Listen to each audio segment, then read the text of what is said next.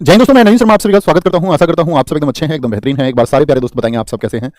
उम्मीद करेंगे बहुत अच्छे होंगे, शानदार होंगे, जबरदस्त होंगे एकदम। और दोस्त, आप सब लोगों को पता होना चाहिए कि जो हमारी पिछली क्लास थी उसमें हम लोगों ने डिस्कस किया था आपका सिटीजनशिप के बारे में, कि हमारे आर्टिकल 5 से लेकर के आर्टिकल 11 क्या बताता है। जैसे आर्टिकल 5 में हमने बात की थी संविधान के प्रारंभ में जो नागरिकता है वो किसके पास होगी। फिर 6 में हमने बात की और 7 में बात की कि जो लोग आपका पाकिस्तान से भारत आए, ठीक है। फिर उसी तरह से हम उसको आगे बढ़ते रहे और हमने एक मुख्य बात की थी आर्टिकल 11 में कि आप लोग उसका आंसर भी करें मुझे एक बार, कि संविधान में यह बात बताई गई है कि नागरिकता के अर्जन और समाप्ति के अधिकार यानी कि एक्विजिशन और टर्मिनेशन के जो राइट्स हैं वो किसके पास होंगे, यानी उनसे संबंधित कानून कौन बना सकता है।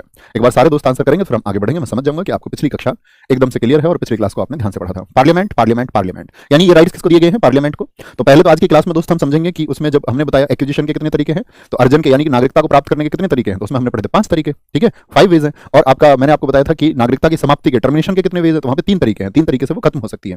तो पहले उनको समझ लें बहुत विस्तार से और उसके बाद में फिर एनआरआई कौन होते हैं, पीओआई जिनको हम आपका क्या बोलते हैं, पर्सन ऑफ इंडियन का मतलब एक भारतीय मूल के व्यक्ति हम कहते हैं इनको। और साथ में OCI overseas citizenship of India की बात करेंगे, सिटीजनशिप अमेंडमेंट एक्ट 2019 की बात करेंगे और नेशनल रजिस्टर ऑफ सिटीजन्स की बात करेंगे, एनआरसी क्या है, इन चीजों को लेकर के क्या विवाद है।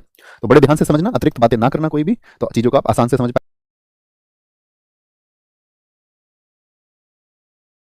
पाएंगे। पहले नोट बनाएंगे। कल मैंने आपको बताया था, आंसर भी करना सारे लोग। नागरिकता प्राप्त करने के कितने तरीके हैं, नागरिकता प्राप्त करने के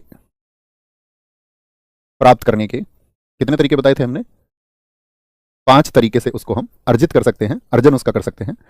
यानी कि सिटीजनशिप के एक्विजिशन की बात हम कर रहे हैं तो उसको 5 वेज हमने बताए थे आपका। एक तो कैसे, जन्म से। जन्म से का अर्थ क्या हुआ, यानी कि बाय बर्थ, मैंने आपको बताया था by birth you can get. दूसरा हमने बात की थी वंश क्रम से या रक्त संबंध से, वंश क्रम से। कल का लिखा हुआ है सबका, एक बार थम्स अप करके मुझे बताएं। वंश क्रम से, जिसको मैंने बोला था बाय डिसेंट। क्या ऐसा तो नहीं है कि इसको मुझे फिर से लिखने की आवश्यकता है, सारे को फिर से लिखा हुआ है कल का, थम्स अप करें। हाँ जी लिखा हुआ है, ओके। तो सिर्फ इतना एक बार रिवाइज कर लेते हैं। तीसरा आपका पंजीकरण अर्थात बाय रजिस्ट्रेशन हमने बात की थी, बाय रजिस्ट्रेशन, पंजीकरण से आप प्राप्त कर सकते हैं।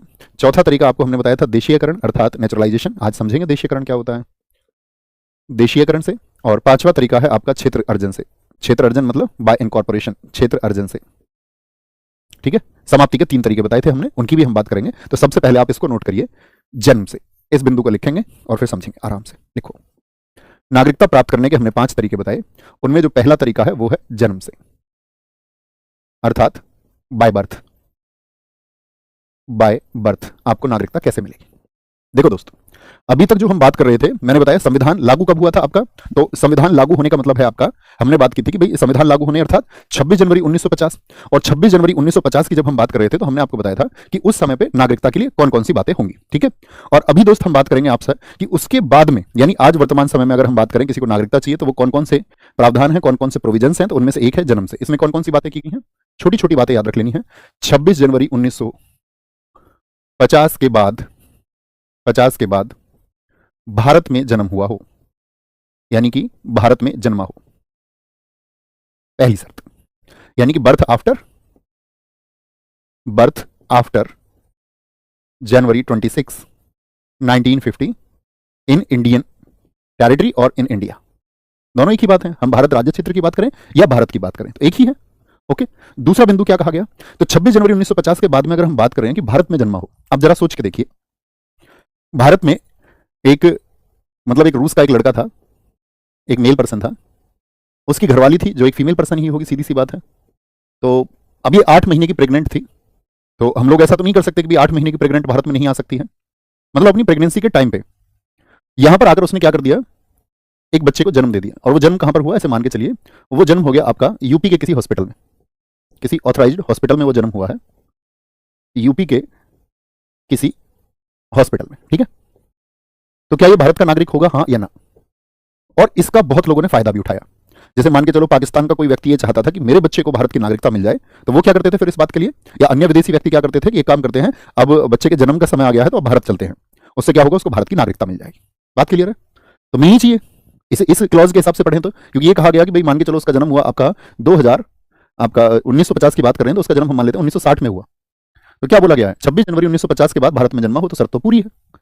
तो इसका लोगों ने बहुत फायदा उठाया। अब लोगों ने फायदा उठाया तो इसमें एक अमेंडमेंट किया गया, एक संशोधन किया गया। दूसरी बात इसमें क्या जोड़ी गई कि जन्म से, और इसमें एक चीज जोड़ी जाती है, जो दूसरा बिंदु यहां पे ऐड किया गया था, इसको लिख लेना, 1 जुलाई 1987 को, 1 जुलाई 1987 को हमने क्या बोला कि ऐसा नहीं होगा कि सिर्फ जन्म यहां पर हुआ हो, उसके माता या पिता, मदर और फादर दोनों नहीं, उसके माता या पिता में से कोई एक इंडियन होना चाहिए। कोई एक, सिर्फ इंडियन होने की बात नहीं है, कोई एक भारतीय नागरिक होना चाहिए। क्योंकि जब हम सिर्फ बोलेंगे ना, देखो इस बात को भी समझाते हैं, अगर मैं बोल दूं कि कोई एक भारतीय हो, तो मैंने आपको बताया तो भारत में तो अवैध प्रवासी भी रहते हैं, हाँ या ना, भारत में तो विदेशी भी रहते हैं, ठीक है। तो जो भारत में उस समय पर रह रहा है तो उसको बोलेंगे भारतीय, लेकिन नागरिक होने का मतलब क्या है कि उसको नागरिकता प्राप्त है। क्लियर है, छोटी सी बात। तो किसकी कंडीशन दे दी गई, माता हो या पिता हो, ठीक है। मदर और फादर, हुज मदर और फादर, ऐसे लिख लीजिए, हुज मदर और फादर, मदर और father should be Indian citizen, Indian citizen. तो अभी किसी एक की शर्त है। अब इस केस को जरा थोड़ा सा देखो, यहां पर एक क्वेश्चन मैं आपसे पूछना चाहूंगा। अब मान के चलिए पाकिस्तान की एक लड़की भारत आ जाती है, पाकिस्तान की एक लड़की कहां पर आ गई, भारत आई, ठीक है। अब जब ये भारत आई है तो इसको लेके कौन आया होगा, ऐसे मान के चलते हैं कि अपने पति के साथ में आई और उसका जो पति है वो भारतीय है, ठीक है। उसका पति जो है वो एक इंडियन है, भारतीय है, उसके पास सिटीजनशिप है, नागरिकता है इसके पास में, मेल पर्सन के पास में। फीमेल जो है, जो आपका महिला है, उसके पास नागरिकता नहीं है, लेकिन वो यहां आई और उसने क्या कर दिया, यहां पर एक बच्चे का जन्म दिया। तो मुझे बताइए क्या इस क्लॉज का भी फायदा कोई आतंकवादी संगठन उठा सकता है या नहीं। भाई कोई महिला, जैसे हमारे यहां पर आप लोगों को पता होना चाहिए कि भाई रॉ है, आईबी है, उसी तरह की आपका सर्विसेज हर देश में है, इंटेलिजेंस एजेंसी हर देश में है। तो वहां की कोई महिला किसी प्लानिंग से, कोई जो भारतीय पुरुष वहां पर रह रहा हो, जिसके पास भारत की नागरिकता है, उससे शादी करके आ जाए और यहां पर बच्चे को जन्म दे, तो पॉसिबल है या नहीं। हाँ जी, तो इसमें भी एक गुंजाइश थी, तो फिर इसको भी सुधारा गया। तो इसको सुधारा गया तो क्या यहां पे जोड़ा गया आपका 3 दिसंबर को, 3 दिसंबर 2004 एक क्लॉज जोड़ा गया, तीसरा ये लिख लेंगे ना, यहां पर जोड़ा गया, वर एडेड जोड़ा गया। क्या यहां पर जोड़ दिया गया, तो उसने जोड़ा गया यहां पर माता और पिता दोनों भारतीय नागरिक हों, माता और पिता, यानी कि बोथ ऑफ द पेरेंट्स, माता और पिता दोनों भारतीय नागरिक हों। मैं कुछ क्वेश्चंस पूछूंगा आपसे इन कंडीशंस पर रिलेटेड, भारतीय नागरिक हों। और साथ में एक बात की गई, अथवा, मान के चलो ऐसा नहीं होता, दोनों नहीं है, एक छूट और दी गई, अथवा यदि एक भारतीय है, यदि एक भारतीय, जब कभी भी हम भारतीय शब्द का इस्तेमाल करेंगे तो नागरिक शब्द लिखना है ना। यदि एक भारतीय नागरिक है तो दूसरा अवैध प्रवासी ना हो, अवैध प्रवासी ना हो। मैंने कहा था ना इस शब्द की हमको जरूरत पड़ेगी, अवैध प्रवासी ना हो। अवैध प्रवासी कौन से होते हैं, विचार करो जरा, किनको हम अवैध प्रवासी कहते हैं। तो आप कहेंगे भैया जो आपका फेक डॉक्यूमेंट से या बिना डॉक्यूमेंट से, जैसे मैं आपसे अभी पूछूं, सीमा हैदर जो हमारे देश में आई, इतना चर्चित मुद्दा रहा आपका अभी, तो सीमा हैदर क्या पासपोर्ट और वीजा बनवा के आई है इंडिया में, जरा बताएं एक बार, क्या वो पासपोर्ट लेकर के आई थी या वीजा लेकर के आई। तो मैं आपको बता दूं, ना तो वो पासपोर्ट लेके आई, यानी कि जो पासपोर्ट एक्ट था हमारा भारत में प्रवेश का 1920, ना तो उसकी शर्तों का उसने पालन किया, ठीक है। और जो भारत में विदेशियों के आने के लिए जो एक्ट है, जिसको हम फॉरेनर एक्ट कहते हैं, जिसको हम विदेशी अधिनियम कहते हैं 1946, ना उसकी शर्तों का उसने पालन किया। अभी आगे चल के हम इस मुद्दे पर जिक्र करेंगे और भी। तो आप कहेंगे नहीं, ऐसे ही लोगों को हम क्या कहते हैं, अवैध प्रवासी। अवैध प्रवासी मतलब क्या बोलेंगे, विद फेक डॉक्यूमेंट्स और विदाउट डॉक्यूमेंट्स। तो क्या बात हमने कर दी, mother and father, mother and father. एक बार थम्स अप करके मुझे बताएं, एक चीज क्लियर है और डिस्कस आगे करेंगे। बोथ ऑफ देम, मतलब नियम कड़े किए जा रहे हैं या नहीं, both of them should be the citizen of India, should be the citizen of India. और कंडीशन क्या दी गई, अथवा, अथवा का मतलब क्या है, और if one is Indian citizen, if one is Indian citizen, यानी कि यदि एक भारतीय नागरिक है, ठीक है, अदर वन, दूसरा जो है, other one should not be A illegal immigrant, illegal immigrant मतलब दूसरा अवैध नहीं होना चाहिए। तो दोनों माता पिता भारतीय हो, या एक भारतीय है, मान के चलिए उसके पिता भारतीय है और माता जो है वो पाकिस्तानी है, लेकिन उसके डॉक्यूमेंट्स जो है उसके पास प्रॉपर होने चाहिए। अगर डॉक्यूमेंट्स उसके पास प्रॉपर हैं कि वो पासपोर्ट लेके आई है, ठहरने के लिए जरूरत होती है वीजा की, आने के लिए किस चीज की जरूरत होती है, पासपोर्ट की, ठहरने के लिए किस चीज की जरूरत होती है, वीजा की। तो उसने आने के लिए जो नियम है वो फॉलो किए हैं, और ठहरने और रुकने के लिए जो आपका हमारे यहाँ पे लॉज हैं उन सबको भी उसने फॉलो किया है। तो फिर उसको नागरिकता मिलेगी कि नहीं मिलेगी, बताओ, हाँ या ना। हाँ जी मिलेगी। तो तीनों कंडीशन याद रखेंगे, तीनों कंडीशंस याद रखेंगे। अभी आगे बात करेंगे। अभी मैंने क्या कहा आपसे, मैं जितना प्रश्न पूछूं आप उतना सोचिए। अभी आपको इस विषय में नहीं बात करनी है कि सीमा हैदर के बच्चों को नागरिकता मिलेगी नहीं मिलेगी। पहला प्रश्न तो हमारा यह है कि सीमा हैदर को नागरिकता मिलेगी या नहीं मिलेगी। तो धीरे धीरे आप इसी चीज को आज ही की कक्षा में समझ जाओगे, सब कुछ समझ जाओगे आप, ठीक है। बात क्लियर है यहां तक, किसी को कोई दिक्कत कोई परेशानी। और याद रख लेना, अभी तक जो हम नागरिकता दे रहे हैं 26 जनवरी 1950 के बाद की बात कर रहे हैं। जो पहले नागरिक हो चुके हैं तो उन पर कोई प्रभाव नहीं पड़ेगा। तो मैंने इसलिए बताया था आपको, आर्टिकल जो 10 था वो क्या कहता है हमारा, जिनकी नागरिकता है यानी कि उनकी नागरिकता बनी रहेगी, कंटिन्यूएंस ऑफ सिटीजनशिप, नागरिकता की निरंतरता, ये बात आपको हमेशा ध्यान में रखनी है, जिसको नागरिकता मिल चुकी है उसकी नागरिकता क्या रहेगी, बनी रहेगी इन फ्यूचर भी। आगे चलते हैं।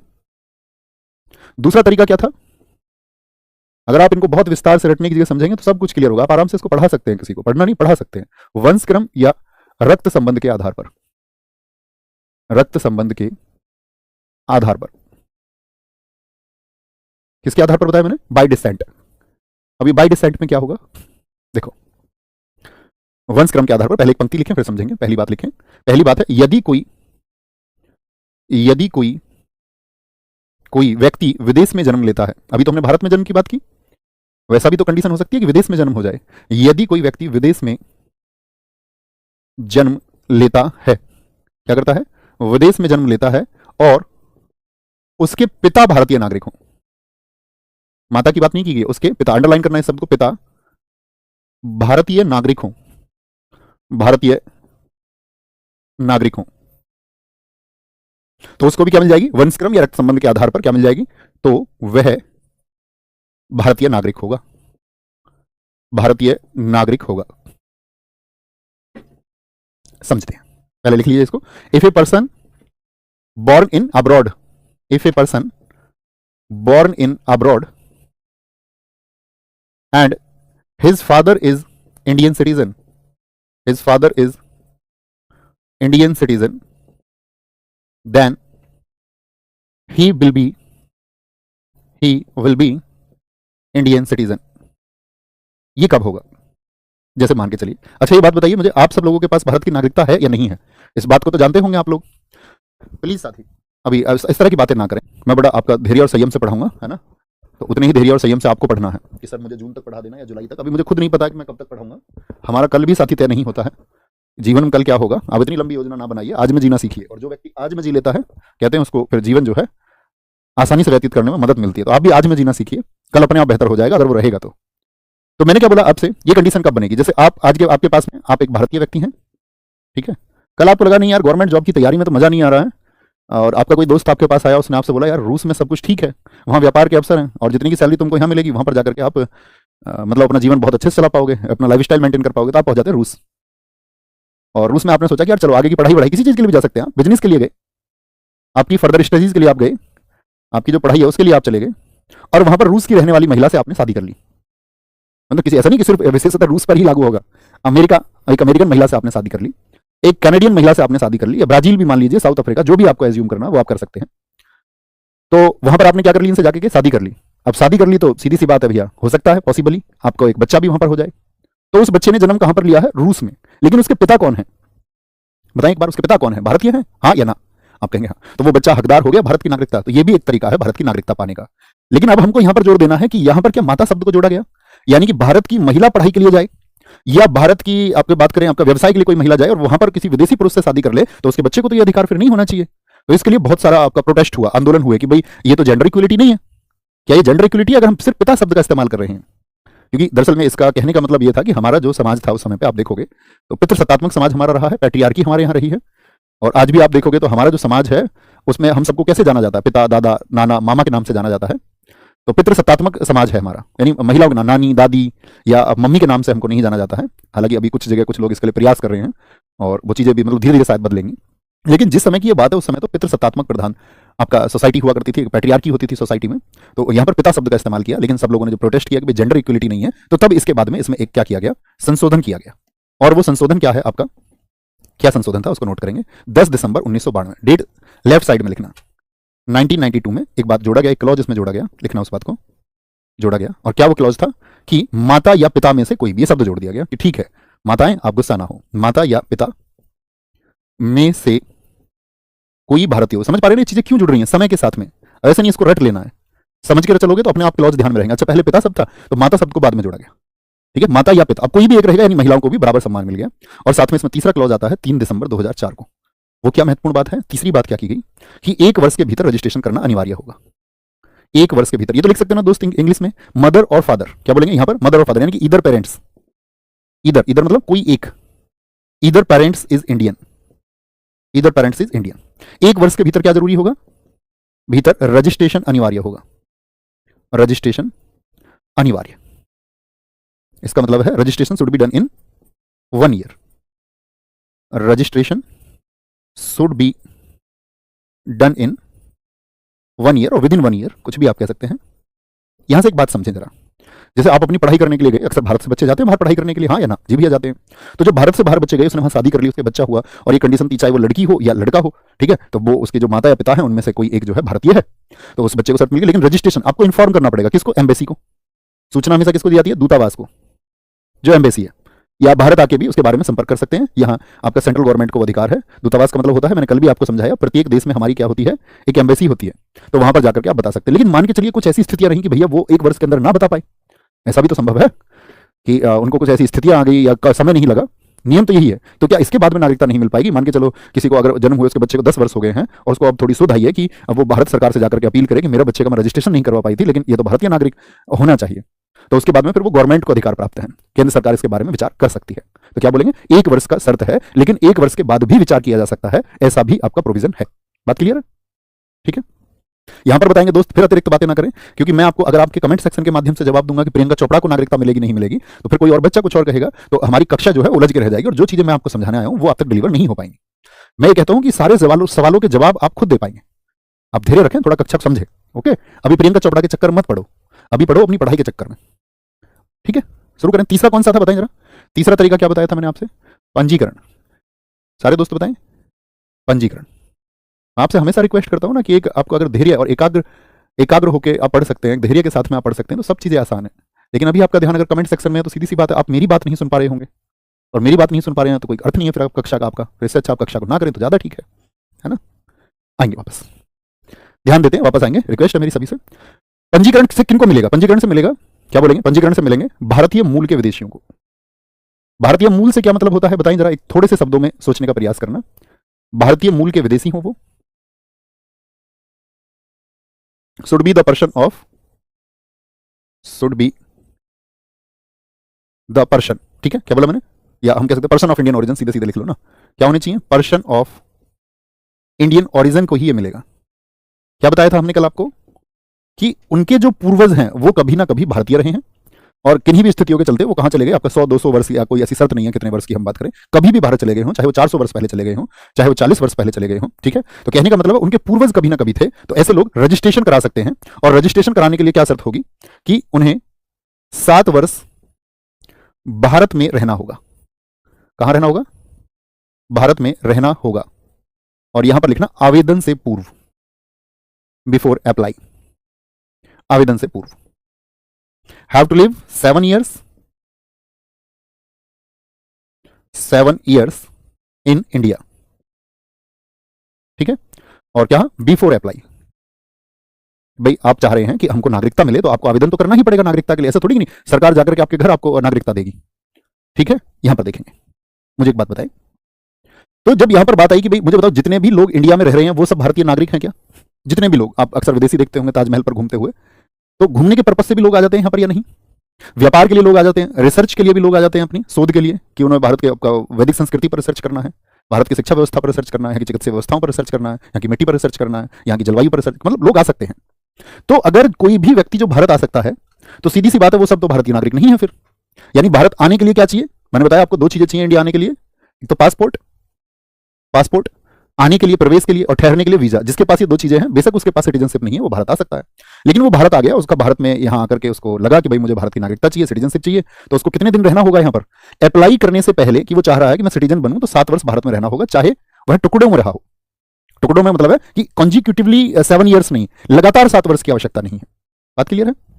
यहां पर फिर एक क्लॉज जोड़ा गया, देखो यहां पर ध्यान से देखना। अब वो क्या करेगा इसके लिए? मैंने बताया आपको आवेदन करेगा, आवेदन जरूरी है। और कल की कक्षा में मैंने आपको बताया था आवेदन करने से ही सिर्फ नागरिकता नहीं मिल जाती है, उसके लिए क्या चाहिए? एक्सेप्टेंस भी होनी चाहिए हमारी सेंट्रल गवर्नमेंट की। तो जब स्वीकृति मिलेगी तभी क्या होगा? उसको नागरिकता मिल पाएगी। ठीक है, यानी इसके द्वारा हम क्या कह रहे हैं कि वो सभी लोग जिनके पूर्वज भारतीय थे, उनके लिए भारत के दरवाजे खुले हुए हैं। आप अगर दिल से भारतीय हैं तो यहां आइए, यहां आकर के आपको 7 वर्ष रहिए और फिर आवेदन कीजिए, तो उसके आपके आवेदन पर विचार जरूर किया जाएगा, और ये नागरिकता पाने का एक तरीका है। क्लियर है बात? कोई दिक्कत तो नहीं? ऐसे ही लोग मान के चलो अब उनकी पति और पत्नी हो गए। भाई कोई भारतीय व्यक्ति है, वो लड़का आया यहां पर, अब उसने शादी भी की, पति मान लो, लड़की भी हो सकती है, लड़का भी हो सकता है, तो पति और पत्नी पर भी लागू होगा सेम कंडीशन। तो कितने वर्षों के बाद विचार होगा बताएं जरा? 7 वर्षों के बाद। ठीक है, यानी उनको भी 7 वर्ष का क्या करना पड़ेगा? यहां पर रेजिडेंस यानी कि निवास करना पड़ेगा, उनकी कोई पत्नी है और लड़की है तो उसका कोई पति है, 7 ईयर्स। यहां पर एक शर्त आती है, जब हम 7 वर्ष निवास की बात करते हैं तो 7 वर्ष जो है ना ये तो चल जाएगा टुकड़ों में भी, टुकड़ों का मतलब पार्ट्स में, कोई दिक्कत नहीं है। लेकिन याद रख लेना, जब आप अप्लाई कर रहे हैं उसके पहले के तुरंत जो 12 महीने हैं, कॉन्सिक्यूटिवली जो 12 मंथ्स हैं, वो आपको भारत में ही रहना होगा। ऐसा नहीं हो सकता कि भाई आपने आज अप्लाई किया है और उसके 6 महीने पहले आप विदेश चले गए हैं। तो आवेदन से पहले 7 वर्ष तो टुकड़ों में रह सकते हैं, लेकिन उन 7 वर्षों में, यानी मान के चलो 6 वर्ष आप टुकड़ों में रहे, ठीक है, कभी भारत आए कभी बाहर गए, कभी भारत आए कभी बाहर गए काम के लिए, 1 महीने बाहर रह करके आ गए। लेकिन जब आवेदन कर रहे हैं तो क्या बोलेंगे, आवेदन से पूर्व कितने, लगातार 12 महीने भारत में ही रहना होगा। आसान से शब्द है, लगातार 12 महीने निवास की शर्त है आवेदन से पूर्व। इन 12 महीनों में आप विदेश ना गए हो, ठीक है, कोई दिक्कत कोई परेशानी। बोलेंगे भाई भैया पति को सही, अच्छा भाई साहब पति पे बहुत ध्यान है तुम्हारा, ये लो पत्नी पे भी ध्यान लगाओ थोड़ा, कोई दिक्कत, बात क्लियर है। सर पता कैसे चलेगा, अरे भैया ऐसे थोड़ी ना देश से उड़ के कोई भाग जाएगा, पता रहेगा ना ये कब कब व्यक्ति कब कब गया, उसके पास में पासपोर्ट है ही किस बात के लिए। जो आपने देखा है पासपोर्ट कभी या नहीं देखा है, IBACIO के एग्जाम में तो ये क्वेश्चन पूछ लिया था कि पासपोर्ट, भारत का जो पासपोर्ट है वह किस रंग का होता है। कितने लोग बता सकते हैं इस प्रश्न को। तो पासपोर्ट का मतलब ये, जब आप जाएंगे तो वो रजिस्टर होगा, और आप अगर अवैध तरीके से जा रहे हैं तो फिर आप चले जाएंगे किसमें, इलीगल इमिग्रेंट में। फिर आप अवैध तरीकों से, तो कोई भी व्यक्ति ये थोड़ी चाहेगा जिसको नागरिकता पानी है कि भाई मैं अवैध तरीकों से भारत से बाहर जाऊं या आऊं, इलीगल एक्टिविटी थोड़ी ना करेगा। और जो इलीगल एक्टिविटी करेगा उसको मतलब क्या है फिर उससे नागरिकता से, कोई दिक्कत। देखना आज आपके लिए होमवर्क है भारत के पासपोर्ट को जरा देखना। तो तीसरी बात क्लियर है, चौथी बात पर आते हैं। चौथी बात कौन सी बताई थी मैंने, देशीयकरण से। देशीयकरण यानी प्रकृतिकरण भी उसको हम कहते हैं, देशीयकरण अर्थात प्रकृतिकरण से। एक दोस्त एक थम्स अप करके बताना मुझे इस बात पर कि हम एकदम ठीक स्पीड से चल रहे हैं ना, तेज स्पीड तो नहीं है हमारी, मेरे हिसाब से तो हम बड़े इत्मीनान से पढ़ रहे हैं, धैर्य के साथ में, कहीं ऐसा तो नहीं होता चीजें ओवरलैप होती हूं, एकदम सही है ना, मतलब आराम से हम इस तरह पढ़ रहे हैं कि हमको दोबारा बार बार पढ़ने की आवश्यकता ना हो, राइट, एकदम सही है। तो देखो नेचुरलाइजेशन क्या होता है, नेचुरलाइजेशन का मतलब है, ऐसे समझो कि कोई भारतीय भारत में घूमने आया, कोई व्यक्ति, भारतीय नहीं कोई भी व्यक्ति, रूस का ही मान लो, ठीक है तो रूस का कोई आदमी भारत में घूमने आया या महिला कोई घूमने आई भारत में, अब उसको भारत से प्रेम हो गया, भारत है ही ऐसा देश, मैं देखा ना हमारी संस्कृति है ऐसी कि अगर मैं कहूं कि दुनिया में सबसे अच्छा देश, तो हम क्या कहेंगे, सारे जहां से अच्छा हिंदुस्तान हमारा। कहने को सभी देश कहते हैं, लेकिन आप लोग जानते हैं हमारे यहाँ जो प्रेम है वो विशेष है। अब उसको प्रेम हो गया, अब प्रेम हुआ तो मतलब वीजा तो ठहरने की अनुमति देता है। अब उसने पढ़ाई वढ़ाई भी की रसियन ने यहाँ पर, मतलब रूस की महिला ने, अब उसने पढ़ाई की तो उसके यार दोस्त भी यहाँ पर बने, यार दोस्त बने, कनाडा की कोई महिला आ गई, उसके यार दोस्त यहाँ पर, कनाडा का कोई पुरुष आ गया ये मान लीजिए, अब उसके यार दोस्त यहाँ बने और वो अपने गाँव में जाने लगा भारत में, या पुरुष या महिला, अब उसको गाँव पसंद आ गए भारत के। अब मुझे बताइए वो विदेशी देसी हो गया या नहीं हो गया। देसी होने का मतलब ही क्या है, यहाँ के कल्चर में घुल जाना, यहाँ की संस्कृति में खुद को घोल देना। तो वो इस कल्चर में जब शामिल हो गया तो उसको हम बोलते हैं कि कोई भी व्यक्ति विदेशी से क्या हो गया, देसी हो गया। और देसी हो गया तो देसी होने की ये जो प्रक्रिया है इसी को देशीकरण कहते हैं, याद रहेगा। तो भारत ऐसे छोटा सा शब्द लिख लो, हमेशा याद रखेंगे। घूमने आया कहां पे, घूमने इंडिया में, भारत में, और भारत घूम के क्या हो गया, देसी हो गया। यही क्या है प्रक्रिया, देशीयकरण है। अब वो चाह रहा है कि यार मुझको तो जो है ना हमेशा भारत में रहना है, अब मुझे देश छोड़ना नहीं है, मुझे यहीं का सिटीजन बनाओ, मुझे यहाँ की राजनीति में भी हिस्सा लेना है, यहाँ के जो व्यक्ति हैं उनके सब अधिकार, मैंने कल आपको बताया all civil and political rights अब उसको चाहिए। तो उसके लिए क्या फिर बोला गया, ठीक है भारत हमारा देश जो है उसका दिल बड़ा है, तो यहाँ पे बोला विदेशियों को नागरिकता देने का प्रावधान, विदेशियों को नागरिकता देने का प्रावधान, नागरिकता देने का प्रावधान। भाई साहब मेरा आप सब लोगों से प्रश्न है, बहनों से भी है, ऐसा नहीं कि भाई साहब बोलूं तो वो मतलब कॉमन होता है, अपने लिए तो सब बच्चे बराबर हैं।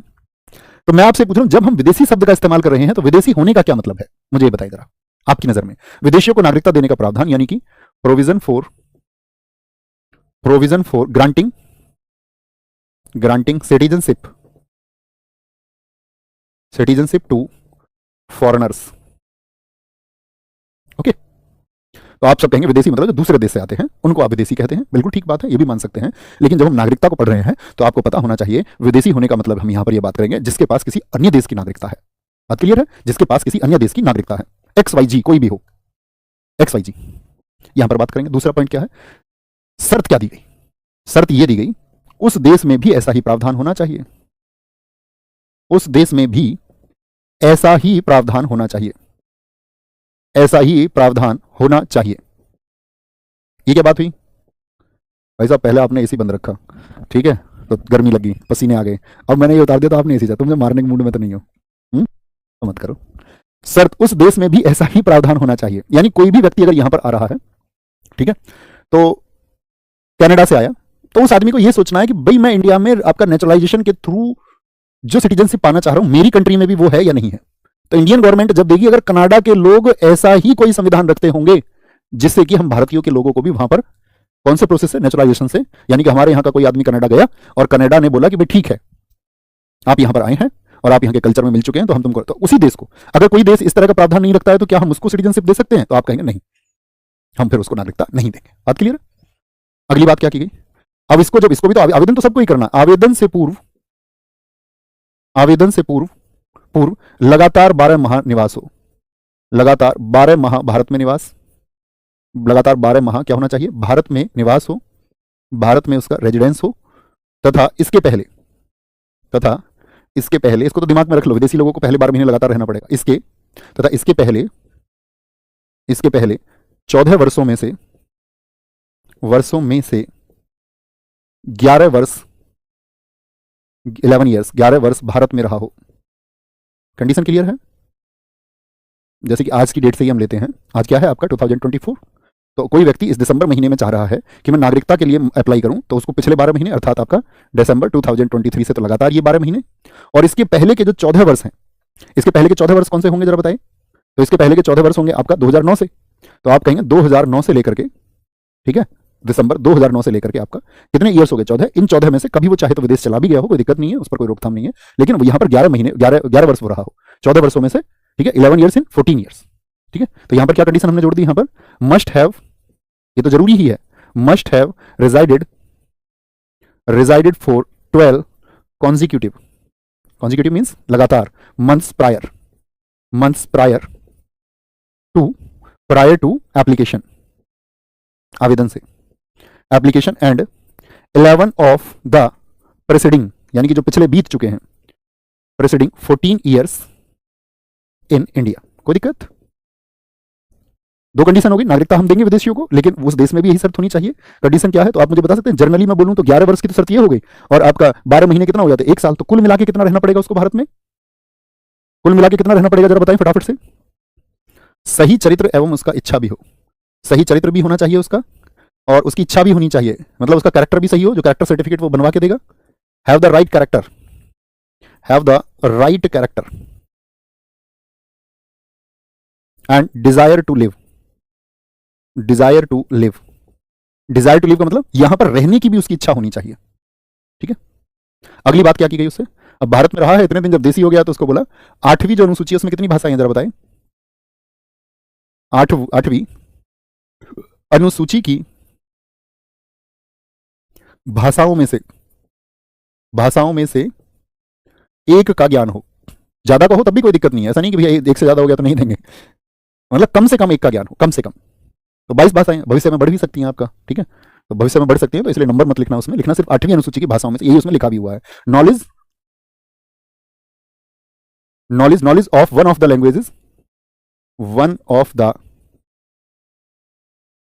Languages which are discussed in 8th schedule, ठीक है, किसमें? 8वीं अनुसूची में बताई गई हूं। क्या क्या बात हमने कर ली? यहां पर नागरिकता मिल जाएगी, 12 महीने लगातार रहना पड़ेगा, 14 में से कोई 11 महीने उसको यहां पर रहना पड़ेगा, सही चरित्र हो उसकी, और 8वीं अनुसूची में से एक भाषाओं का ज्ञान हो, और साथ में संविधान में निष्ठा की शपथ उससे दिलवाई जाती है। संविधान में निष्ठा की शपथ, भारत का जो संविधान है उसका भी पालन भाई उसको करना होगा, ऐसा ना हो कि वो संविधान के प्रति अनादर रखे। Oath of allegiance to the constitution. बात क्लियर है? आगे आते हैं फिर अगला तरीका कौन सा आता है? जैसे मैं यहां पर एक बात करूं, यहां पे एक छोटी सी बात हो रही है, एक चीज और सिखाना चाहता हूं। यहां पे नेचुरलाइजेशन किसके लिए है? विदेशियों के लिए है, ठीक है।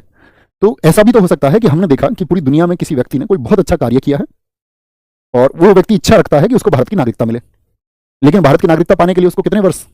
कम से कम 12 वर्ष का प्रावधान है। प्रोविजन कितने का? 12 ईयर्स का, कि भाई 11 वर्ष और 12 महीने पहले लगातार, वो भी क्या बोलेगा? पिछले 14 वर्षों में से।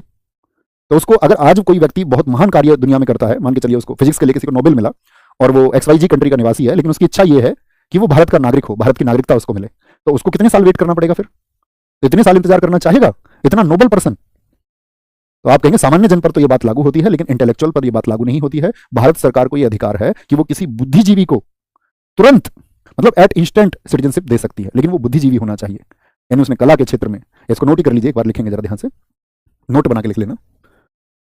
छोटे से शब्दों में लिखना। कला यानी आर्ट के क्षेत्र में, ग्लोबल पीस विश्व शांति के क्षेत्र में किसी ने कुछ अच्छा किया हो, ठीक है, आपका मानव प्रगति के लिए, मानव प्रगति के क्षेत्र में उसने कुछ किया हो, आपका साइंस के फील्ड में उसने कुछ किया हो, विज्ञान अर्थात साइंस के फील्ड में उसने कुछ किया हो, और आपका साहित्य लिटरेचर के फील्ड में उसने कुछ अच्छा किया हो, साहित्य के क्षेत्र में उसने कुछ अच्छा कर लिया हो। तो ये लोग कौन होंगे? जिन्होंने इसमें कुछ अच्छा किया हुआ, ऐसे इंटेलेक्चुअल्स, ऐसे जो इंटेलेक्चुअल्स हैं, इंटेलेक्चुअल्स बोले तो ऐसे बुद्धिजीवी लोग जो हैं, उनको क्या बोलेंगे हम? तुरंत नागरिकता दे सकते हैं, तुरंत। और ऐसा एक उदाहरण है, कौन से सिंगर को हमने नागरिकता दी है, एग्जाम्पल लिख लेना तो सारी चीजें याद रहेंगे। पाकिस्तान का सिंगर है अदनान सामी, अदनान सामी, ठीक है। तो कला के क्षेत्र में हमने कहा कि इन्होंने आपका ग्लोबली एक पहचान कमाई है, तो इनको भारत की नागरिकता।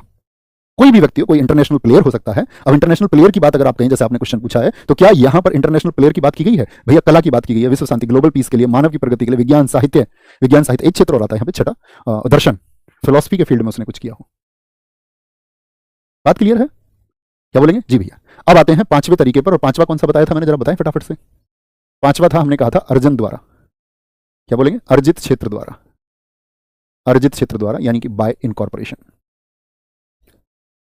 बाय इनकॉर्पोरेशन,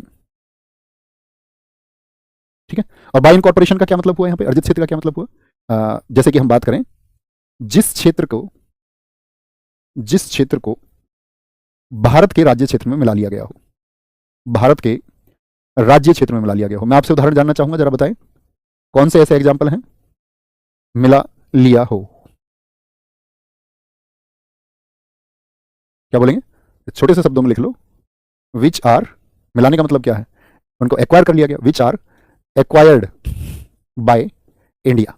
एग्जाम्पल कौन कौन से होंगे? जैसे हमने पढ़ा भी था पीछे, इसके उदाहरण है आपका, जैसे सिक्किम को हमने मिलाया, तो जो सिक्किम के लोग हैं, क्या उनको भी भैया अप्लाई करना पड़ेगा? सिक्किम के लोग मैंने आपको बताए थे, गोवा जो कि पुर्तगालियों के नियंत्रण में था, पुडुचेरी जो कि फ्रांस के नियंत्रण में था, तो इसके लोग तो हमारे भारत क्षेत्र में 26 जनवरी 1950 के बाद में आए ना। अब तक के जो प्रावधान थे, मैंने बोला 26 जनवरी 1950 के बाद के, तो ये सब 1950 के बाद के हैं। गोवा 1961 है, ये 1954 है, सिक्किम आपका 1975 है। तो यहाँ के लोगों को भी क्या अप्लाई करना पड़ेगा? आप कहेंगे नहीं भैया, इनको भारत सरकार तुरंत आदेश जारी करते, एक ऑर्डर आपका पास होता है यहाँ पे। क्या होता है? तुरंत आदेश जारी होता है एक, कि अब क्या होंगे, जैसे ही जिस डेट से इनका विलय होगा, एक्विजिशन होगा, उसी डेट से क्या हो जाएगा, आपका ऑर्डर पास हो जाता है, ऑर्डर पास हो जाता है, और सब भारत के नागरिक हो जाते हैं। बात समझ में आगे आएंगे।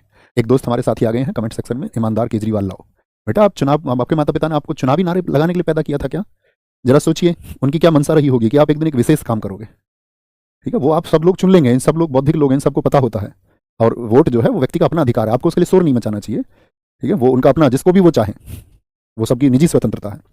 आपको इस मानसिकता से बाहर आना है थोड़ा। अगेन रिक्वेस्टिंग टू यू, मैं फिर से आपसे प्रार्थना करता हूं, क्योंकि देखो जो पढ़ाई वाली क्लास में आया है तो सीधी सी बात है वो पढ़ने वाला बच्चा ही है, और पढ़ने वाला बच्चा है तो सीधी सी बात है कहीं ना कहीं भटका हुआ है। तो आप अगर भटके हुए हैं तो अपने आप को ट्रैक पे आप ही ला सकते हैं, दुनिया में कोई और दूसरा इंसान नहीं हो सकता। वो आपकी आंतरिक चेतना ही आपको जगा सकती है, ठीक है। कहते ना एक स्टूडेंट को जो है ना साथी, थोड़ा क्यूरियस होना चाहिए, जिज्ञासु होना चाहिए अपने अध्ययन के प्रति, इंसाइट उसके अंदर होनी चाहिए, समझ, सोचने का तरीका, तब वो एक महान छात्र हो जाता है। आप भी होंगे, ठीक है। हम सब बदल सकते हैं खुद को। जन्म से याद रहेगा किस तरह से हमने बात की, वंश क्रम रक्त संबंध से हमने बात कर ली। अब देखो यहाँ पे वंश क्रम और रक्त संबंध से हमने बात की थी यहाँ पर, कि माता या पिता में से कोई एक हो। तो भाई ऐसा भी तो हो सकता है, देखो इनका कोई अगर बच्चा हुआ, नाबालिग बच्चा हुआ, तो नाबालिग बच्चे को पालने का अधिकार किसको होगा, जरा बताएं? वो माता पिता की कस्टडी में होता है या नहीं? आप कहेंगे हाँ जी। तो कोई नाबालिग बच्चा यदि है तो वो भी क्या हो जाएगा, भारत का नागरिक हो जाएगा, होगा या नहीं होगा? नाबालिग बच्चा जो होगा आपका, बोले सारे लोग, तो आप बोलेंगे जी भैया नाबालिग बच्चा भी भारत का नागरिक हो जाता है। लेकिन कब तक नागरिक रहेगा बताएंगे? जब तक वो एडल्ट नहीं हो जाता है, 18 वर्ष का नहीं हो जाता है, जब तक वह बालिग नहीं हो जाता है। जैसे ही वो बालिग हो जाएगा तो फिर उससे पूछा जाएगा आप भारत की नागरिकता या अन्य देश की नागरिकता, और अन्य देश की नागरिकता अगर एक्सेप्ट करेंगे तो भारत की नागरिकता नहीं रहेगी, और भारत की नागरिकता अगर एक्सेप्ट करेंगे तो अन्य देश की नागरिकता नहीं रहेगी। जैसे अक्षय कुमार, जब अक्षय कुमार की 14 फिल्में लगातार फ्लॉप हो गई 1990s के टाइम में, तो अक्षय कुमार ने क्या सोचा, अब तो यहां पर कैरियर नहीं है, तो अक्षय कुमार ने कहां जाने का फैसला कर लिया? अपने दोस्त के कहने पर विदेश जाने का फैसला कर लिया, और विदेश जाने का जो फैसला उसने किया तो वहां की फिर नागरिकता ले ली। तो जब नागरिकता ले ली आपका कनाडा की, तो क्या भारत की नागरिकता रहेगी? या किसी भी अन्य देश की नागरिकता यदि कोई ले ले तो क्या भारत की नागरिकता रहेगी? आप कहेंगे नहीं, ठीक है। तो भारत की नागरिकता तो तब नहीं रही, और फिर क्या किया उन्होंने? फिर भारत की नागरिकता के लिए उन्होंने अप्लाई किया। जब उनकी फिल्में यहां पर हिट हो गई, उनको वहां की जब नागरिकता मिल गई तो भारत से खत्म हो गई, और फिर उन्होंने सोचा कि यार भारत में सब कुछ है, पैसा वैसा यहां से कमाया है। अब एक्टर आदमी तो एक्टर ही होते हैं, तुम्हें पता है, और मतलब व्यक्ति का अपना निजी चुनाव भी होता है, उसका भी सम्मान करना चाहिए, ठीक है। तो उन्होंने क्या बोला, फिर भारत की नागरिकता के लिए अप्लाई किया, और अभी कुछ वर्ष पहले उन्हें भारत की नागरिकता मिली। बीच के टाइम पे वो वीजा पर थे और हमेशा ट्रोल किए जाते थे कि भैया तो इंडिया सिटीजन ही नहीं है ना। और आपको याद होगा पीएम मोदी जी का अक्षय कुमार के साथ में एक इंटरव्यू हुआ था। उस टाइम पर भी जब मोदी जी के साथ इंटरव्यू हो रहा था तो ये समझिए मोदी और आपका इनके इंटरव्यू के टाइम पर भी सिटीजनशिप नहीं थी अक्षय कुमार के पास में, तो तब भी बहुत ट्रोल हुए थे कि यार मोदी जी एक ऐसे व्यक्ति के साथ में कैसे इंटरव्यू कर रहे हैं जो भारत का नागरिक ही नहीं है। ओके, तो नाबालिग बच्चा भी नागरिक होगा, लेकिन जैसे ही वो क्या हो जाएगा, वयस्क हो जाएगा, एडल्ट हो जाएगा, तो कैसी नागरिकता का प्रावधान है हमारे यहाँ? सारे साथी बताएं, क्या दोहरी नागरिकता हमारे यहाँ है किसी भी शर्त में? तो आप बोलेंगे कोई भी कंडीशन हो हमारे यहाँ दोहरी नागरिकता भैया जी है ही नहीं, हमारे यहाँ सिर्फ सिंगल सिटीजनशिप है। दोहरी नागरिकता, दो देशों का नागरिक सिर्फ और सिर्फ नाबालिग बच्चा हो सकता है, क्योंकि इसको कस्टडी मिली है, माँ बाप की, माता पिता को सिटीजनशिप मिल गई है, और अन्य देश में भी प्रावधान है कि वहां पर जन्मे बच्चे को तो इसको उस देश की भी मिल जाएगी और भारत की भी, लेकिन नाबालिग बने रहने तक। एडल्ट को कभी नहीं मिल सकती, एक वयस्क को कभी नहीं मिल सकती। ओके, बात क्लियर है? तो वंशक्रम हमने जाना, पंजीकरण हमने जाना, भारतीय मूल के देशीयकरण जो देशी हो गया है, और आपका उसको डायरेक्ट भी हम दे सकते हैं, और आपका इनकॉर्पोरेशन, सारे फील्ड्स एकदम क्लियर हैं, कोई डाउट तो नहीं है किसी को? आगे आते हैं। नेक्स्ट, नागरिकता समाप्त होने के तरीके। नागरिकता समाप्त होने के तरीके कितने तरीके बताए थे? कितने तरीके हमने इस पर डिस्कस किए थे? टर्मिनेशन के 3 तरीके हैं, जिसमें से पहला तरीका कौन सा था आपका? पहला तरीका है स्वेच्छा से त्याग। स्वेच्छा से त्याग, बाय रिनंसिएशन, यानी आप रिनाउंस कर दें। रिनंसिएशन, खुद ही त्याग दें। अब जैसे मान के चलो आप आज भारत के नागरिक हैं और आप चाहें कि आपको भारत की नागरिकता नहीं चाहिए, आप किसी अन्य देश की नागरिकता चाह रहे हैं, तो आप यहाँ की नागरिकता को भी छोड़ सकते हैं, और अन्य देश में तो वीजा से जाकर रह सकते हैं। जरूरी नहीं कि आप यहाँ की नागरिकता जब छोड़ेंगे तो उससे पहले आपको किसी अन्य देश की नागरिकता लेनी ही पड़ेगी। भाई आपने एक वीजा एक पासपोर्ट बनवाया और अमेरिका में वीजा के लिए आपने अप्लाई किया, वहां से आपका वीजा एक्सेप्टेड हो गया और आप चले गए यहाँ से, और आपने कहा कि भाई मुझे तो भारत का नागरिक भी नहीं रहना, तो आप उसको छोड़ सकते हैं, स्वेच्छा से त्याग कर सकते हैं।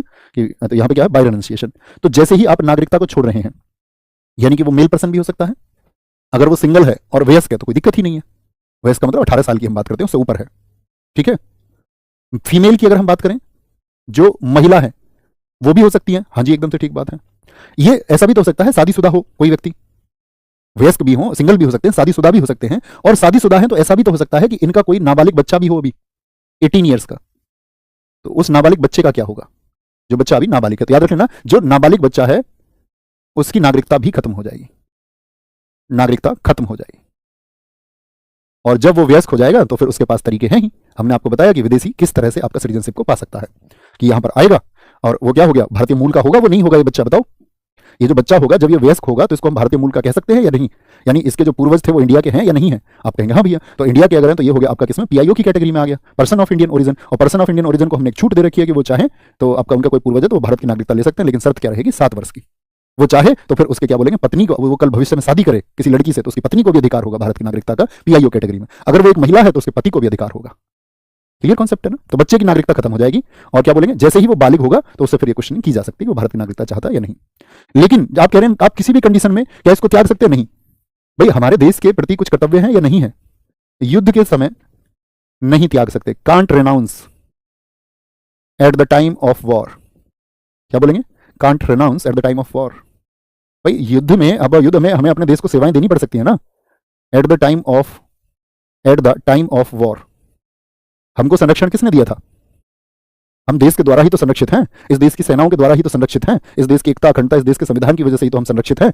लेकिन एक समय आया हमारे देश पर कठिन या विपत्ति का समय आया, तो और हम सोच रहे हैं कि ऐसे में हम देश की नागरिकता छोड़ करके यहाँ से गायब हो जाते हैं, तो ऐसे समय पर क्या बोलेंगे, आपके एप्लीकेशन को तो ले लिया जाएगा, वो विचार योग्य तो है लेकिन उसको एक्सेप्ट नहीं किया जाएगा ऐसे टाइम पर। वो कब होगा? जब आपका पीस हो जाएगी, जब शांति हो जाएगी, जब युद्ध काल खत्म हो जाएगा। बात क्लियर है? युद्ध के समय आप रिनाउंस नहीं कर सकते हैं। दूसरी कंडीशन क्या साथी हमने यहाँ पे बताई थी? आपका समाप्ति। समाप्ति अर्थात निरसन की बात मैंने आपसे की थी, निरसन जिसको हम बोलते हैं टर्मिनेशन। टर्मिनेशन, और टर्मिनेशन क्या होता है? अन्य देश की नागरिकता प्राप्त करने पर। और ये बात किस आर्टिकल में की गई थी जरा बताएं? अन्य देश की नागरिकता। जैसे मैंने बताया अक्षय कुमार ने 1990 के दशक में कनाडा की नागरिकता ले ली, तो उसकी भारत की नागरिकता खत्म हुई होगी या नहीं? अन्य देश की नागरिकता ग्रहण करने पर, ग्रहण करने पर, ठीक है, by obtaining citizenship of another country, Bharat के अलावा अन्य किसी देश की, ठीक है। और तीसरा तरीका क्या था? पहला तरीका क्लियर आया समझ में, खुद छोड़ सकते हैं। दूसरा, आप किसी अन्य देश की नागरिकता खत्म हो रही है तो उसी डेट से भारत की नागरिकता स्वतः ही क्या हो जाएगी, खत्म हो जाएगी। तीसरा, ठीक है। और ये कर लिया करो ना भैया, युद्ध के समय होगा, कर लो युद्ध के समय, इतना तो लिख सकते हो। देखो सारे लोग इसको लिखने हैं, ऐसी छोटी चीजों पर कक्षा में ध्यान नहीं भटकाना है अपना। मैंने कहा ना आपसे, युद्ध के समय नहीं त्याग सकते, तो उसको भी सुनना है। है ना। ऐसी चीजों को कभी नहीं लिखेंगे क्लास में, उन पर ध्यान ही नहीं देना है आपको। ओके, वापस आएंगे। समाप्ति और निरसन, तो क्या बोला मैंने, वंचित होना। तीसरा क्या था, तीसरा था वंचित होना, यानी आपकी नागरिकता छीन ली जाए। डिप्राइवेशन इसको कहते हैं, डिप्राइवेशन। क्या आपकी नागरिकता छीनी जा सकती है अगर भारत सरकार चाहे तो? क्या भारत सरकार चाहे तो मेरी नागरिकता छीन सकती है या आपकी सिटीजनशिप पे भी आपके अधिकार छीन लिए जाते हैं? हाँ या ना? आप कहें कभी नहीं, क्योंकि हमने पहले ही पढ़ लिया आर्टिकल 10 को। क्या पढ़ लिया हमने? नागरिकता की निरंतरता वो भारतीयों के लिए या अन्य सभी प्रावधानों के लिए, लेकिन दो एक्सेप्शन केस हैं यहाँ पर। दो एक्सेप्शन केस कौन से हैं? दो एक्सेप्शन केस में यहाँ पे बात करना चाहूंगा आपका। तो वंचित होना में एक आएगा आपका कि सिर्फ ऐसे लिखिए, सिर्फ ऐसे लोग, इसमें कौन से आएंगे? सिर्फ ऐसे लोगों को वंचित किया जा सकता है जो देशीयकरण, देशीयकरण से, नेचुरलाइजेशन से और पंजीकरण से भारतीय नागरिक बने हों। पंजीकरण से भारतीय नागरिक बने हों। अब आप जानते ही हैं इन सब कंडीशंस को। देशीयकरण से कौन? जो 14 में से 12 वर्ष रहा हो। और रजिस्ट्रेशन से कौन बना था जरा बताएं? दोनों ही प्रावधानों को मैं आपको एक बार दिखा देता हूं। देशीयकरण की बात यानी विदेशी कोई व्यक्ति है, 14 में से आपका 12 यानी लगातार 12 महीने, या हम बात करेंगे लगातार 1 वर्ष, और उससे पहले कोई 11 वर्ष रहा हो। ठीक है, तो ये देशीयकरण की बात हमने की थी, और यहां पर हमने पंजीकरण की बात की थी। पंजीकरण कौन कर सकता है? जो पीओआई है। तो ये दो लोग हैं जो आपका पीओआई है, ध्यान में रखना इस बात को हमेशा। पीओआई है आपका, पंजीकरण से कौन आए? Person of Indian origin, POI. तो पीओआई की नागरिकता छीनी जा सकती है या नहीं? हाँ जी, इनकी छीनी जा सकती है, बाकी किसी की नहीं। उसमें भी शर्त क्या है? ऐसा नहीं कि भाई इनके पास कोई ट्रिब्यूनल नहीं होगा अपनी बात रखने के लिए। इसके लिए कुछ कंडीशंस हैं, छोटे छोटे से शब्द लिख लो, आगे लिखाते हैं, चलो यहाँ पे नहीं आ पाएगा, कुछ शब्द लिखना है यहाँ पे। कब? जब मान के चलो उसने जिन डॉक्यूमेंट से वो भारत में आया था, बाद में किसी जांच में पता चलता है इसके तो जो है फर्जी दस्तावेज थे, फेक डॉक्यूमेंट्स थे इसके, फेक डॉक्यूमेंट्स के थ्रू ये यहाँ पे आया था भारत में, और भविष्य में कभी भी ये पाया जाता है तो उसकी क्या होगा? आपका नागरिकता छीनी जा सकती है। शत्रु राष्ट्र से संबंध हो, हमारा किसी देश से अगर युद्ध चल रहा है और हमारे देश में कोई एक ऐसा व्यक्ति पाया जाता है कि आपका क्या बोलेंगे कि वो विदेशी यानी कि जो हमारा शत्रु राष्ट्र है उसको सूचनाएं दे रहा है, किसी प्रकार से भी मदद कर रहा है, रिलेशन विद एनिमी कंट्री, तो उसकी नागरिकता छीनी जाए। अच्छा भैया, जैसे ही नागरिकता छीनते होंगे, मान के चलो कोई आपका पक्ष ले ले किसी देश का, पाकिस्तान से हमारा युद्ध चल रहा है और कोई पाकिस्तान का पक्ष ले ले, तो उसकी नागरिकता छीन लेंगे, तो फिर उसका क्या होता है? उसको देश से भगा देते होंगे क्या? आप कहेंगे नहीं, सिर्फ नागरिकता छीनी जाती है, यानी उस व्यक्ति के जो अधिकार है, समस्त राजनीतिक कुछ अधिकार तो बचेंगे उसके पास में। जैसे हम आगे मौलिक अधिकारों में पढ़ेंगे, article 15, article 16, article 19, article 29, article 30, यानी 15, 16, 19, 29 एंड 30, ये 5 आर्टिकल ऐसे हैं जो सिर्फ इंडियंस को हैं। तो उसकी भारतीय नागरिकता खत्म हो गई, तो उसको जो विशेष अधिकार थे ये ऐसे हैं जो सिर्फ और सिर्फ भारतीयों को प्राप्त है, तो वो उसके छिन जाएंगे। बाकी अन्य तो सभी मौलिक अधिकार आप जानते हैं वो विदेशियों के लिए भी हैं, तो फिर उसको विदेशियों की तरह ट्रीट किया जाएगा, तो उसके बाकी अधिकार बने रहेंगे। लेकिन ना आर्टिकल आपका 15, ना 16, ना 19, ना 29, ना 30। बात क्लियर है? शत्रु राष्ट्र से संबंध। तीसरी कंडीशन क्या होगी आपका? 2 वर्ष से ज्यादा की किसी मामले में उसको सजा हो गई। अब भैया हमारे यहां तो इतने लोग रहते हैं, उम्र कैद भी मिल जाती है उनको। 2 वर्ष से ज्यादा की सजा, क्या बोलेंगे? ये किसकी बात कर रहे हैं? जो बाहर का आदमी था, भारतीयों पर लागू नहीं होगा, जो देशीयकरण से या फिर पीओआई था। और ये भी 2 वर्ष की सजा कितनी? अब 6 महीने की होगी तब कोई दिक्कत नहीं, नहीं कोई दिक्कत नहीं। नागरिकता मिलने के 5 वर्ष के अंदर, मिलने के 5 वर्ष के अंदर। ठीक है, अगली कंडीशन क्या है? 7 वर्ष बिना इंफॉर्मेशन के बाहर चला गया, 7 वर्ष बाहर रहने पर, तब भी क्या होगा? तब भी उसकी नागरिकता छीनी जा सकती है कि 7 वर्ष बाहर रह गया। लेकिन यहां पर एक कंडीशन है, आप एक एग्जांपल से समझिए और मैं आपका मतलब चेक करना चाहूंगा आईक्यू लेवल कितना है। एक यूएसए का इंसान था, अमेरिका का एक इंसान था, उसको उसने यहां पर क्या किया? उसने बोला कि मेरे जो पूर्वज थे, कहने का मतलब है रजिस्ट्रेशन से वो हकदार है या नहीं है भारत की नागरिकता पाने का। आप कहेंगे जी भैया उसके अगर पूर्वज थे, या दूसरा तरीका वो आपका नेचुरलाइजेशन से भी आ सकता है। 14 में से 12 वर्ष रह लिया, 7 वर्ष अगर पीओआई है तो दोनों ही कंडीशन है ना। 7 वर्ष यहां पर कंडीशन है, और आपका दूसरी कंडीशन कौन सी बताई? 12 ईयर्स रह ले 14 में से, वो आपका किसके? नेचुरलाइजेशन से। अच्छा ठीक है, तो अगर वो भारत का नागरिक हो गया तो नागरिक होने का मतलब ही क्या है? उसको सारे अधिकार मिले या नहीं मिले? तो इसको मतलब ऑल राइट्स मिले या नहीं मिले? All political and civil rights जिसकी मैंने बात की थी, नागरिक उसी को हम कहते हैं। तो ये हमारे राज्य का पूर्ण सदस्य हो गया, हमारे राष्ट्र का। हाँ जी हो गया, यहां तक की तो बात क्लियर है। अब मुझे एक बात बताओ, ये भारत में यूपीएससी का एग्जाम दे सकता है या नहीं? यूपीएससी का एग्जाम दे सकता है या नहीं दे सकता है? या अन्य जो आपका जो भी सरकारी पद या मान के चलो अन्य, अब जब नागरिक ही हो गया और समस्त अधिकार इसके पास है, तो फिर तो नागरिक तो मतलब नागरिक है, फिर ये हमारे जैसा हो गया है।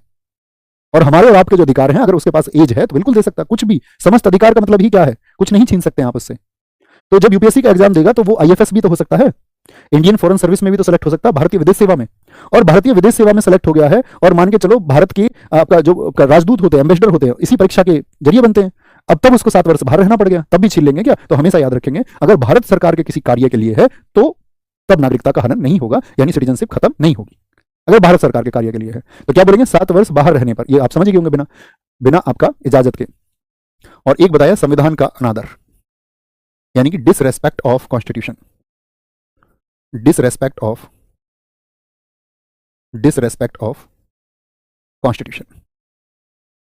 ठीक है दोस्त, सारी चीजें क्लियर हैं, सारी चीजें क्लियर हैं, कोई दिक्कत कोई डाउट किसी का हो तो वो लिख सकता है। अब आते हैं पोस्टर्स पर। No CAA, no NRC, no NPR। सुना आप सब लोगों ने? मतलब क्या कि विवाद के कारण क्या थे, ऐसा यहां पर देखेंगे आप।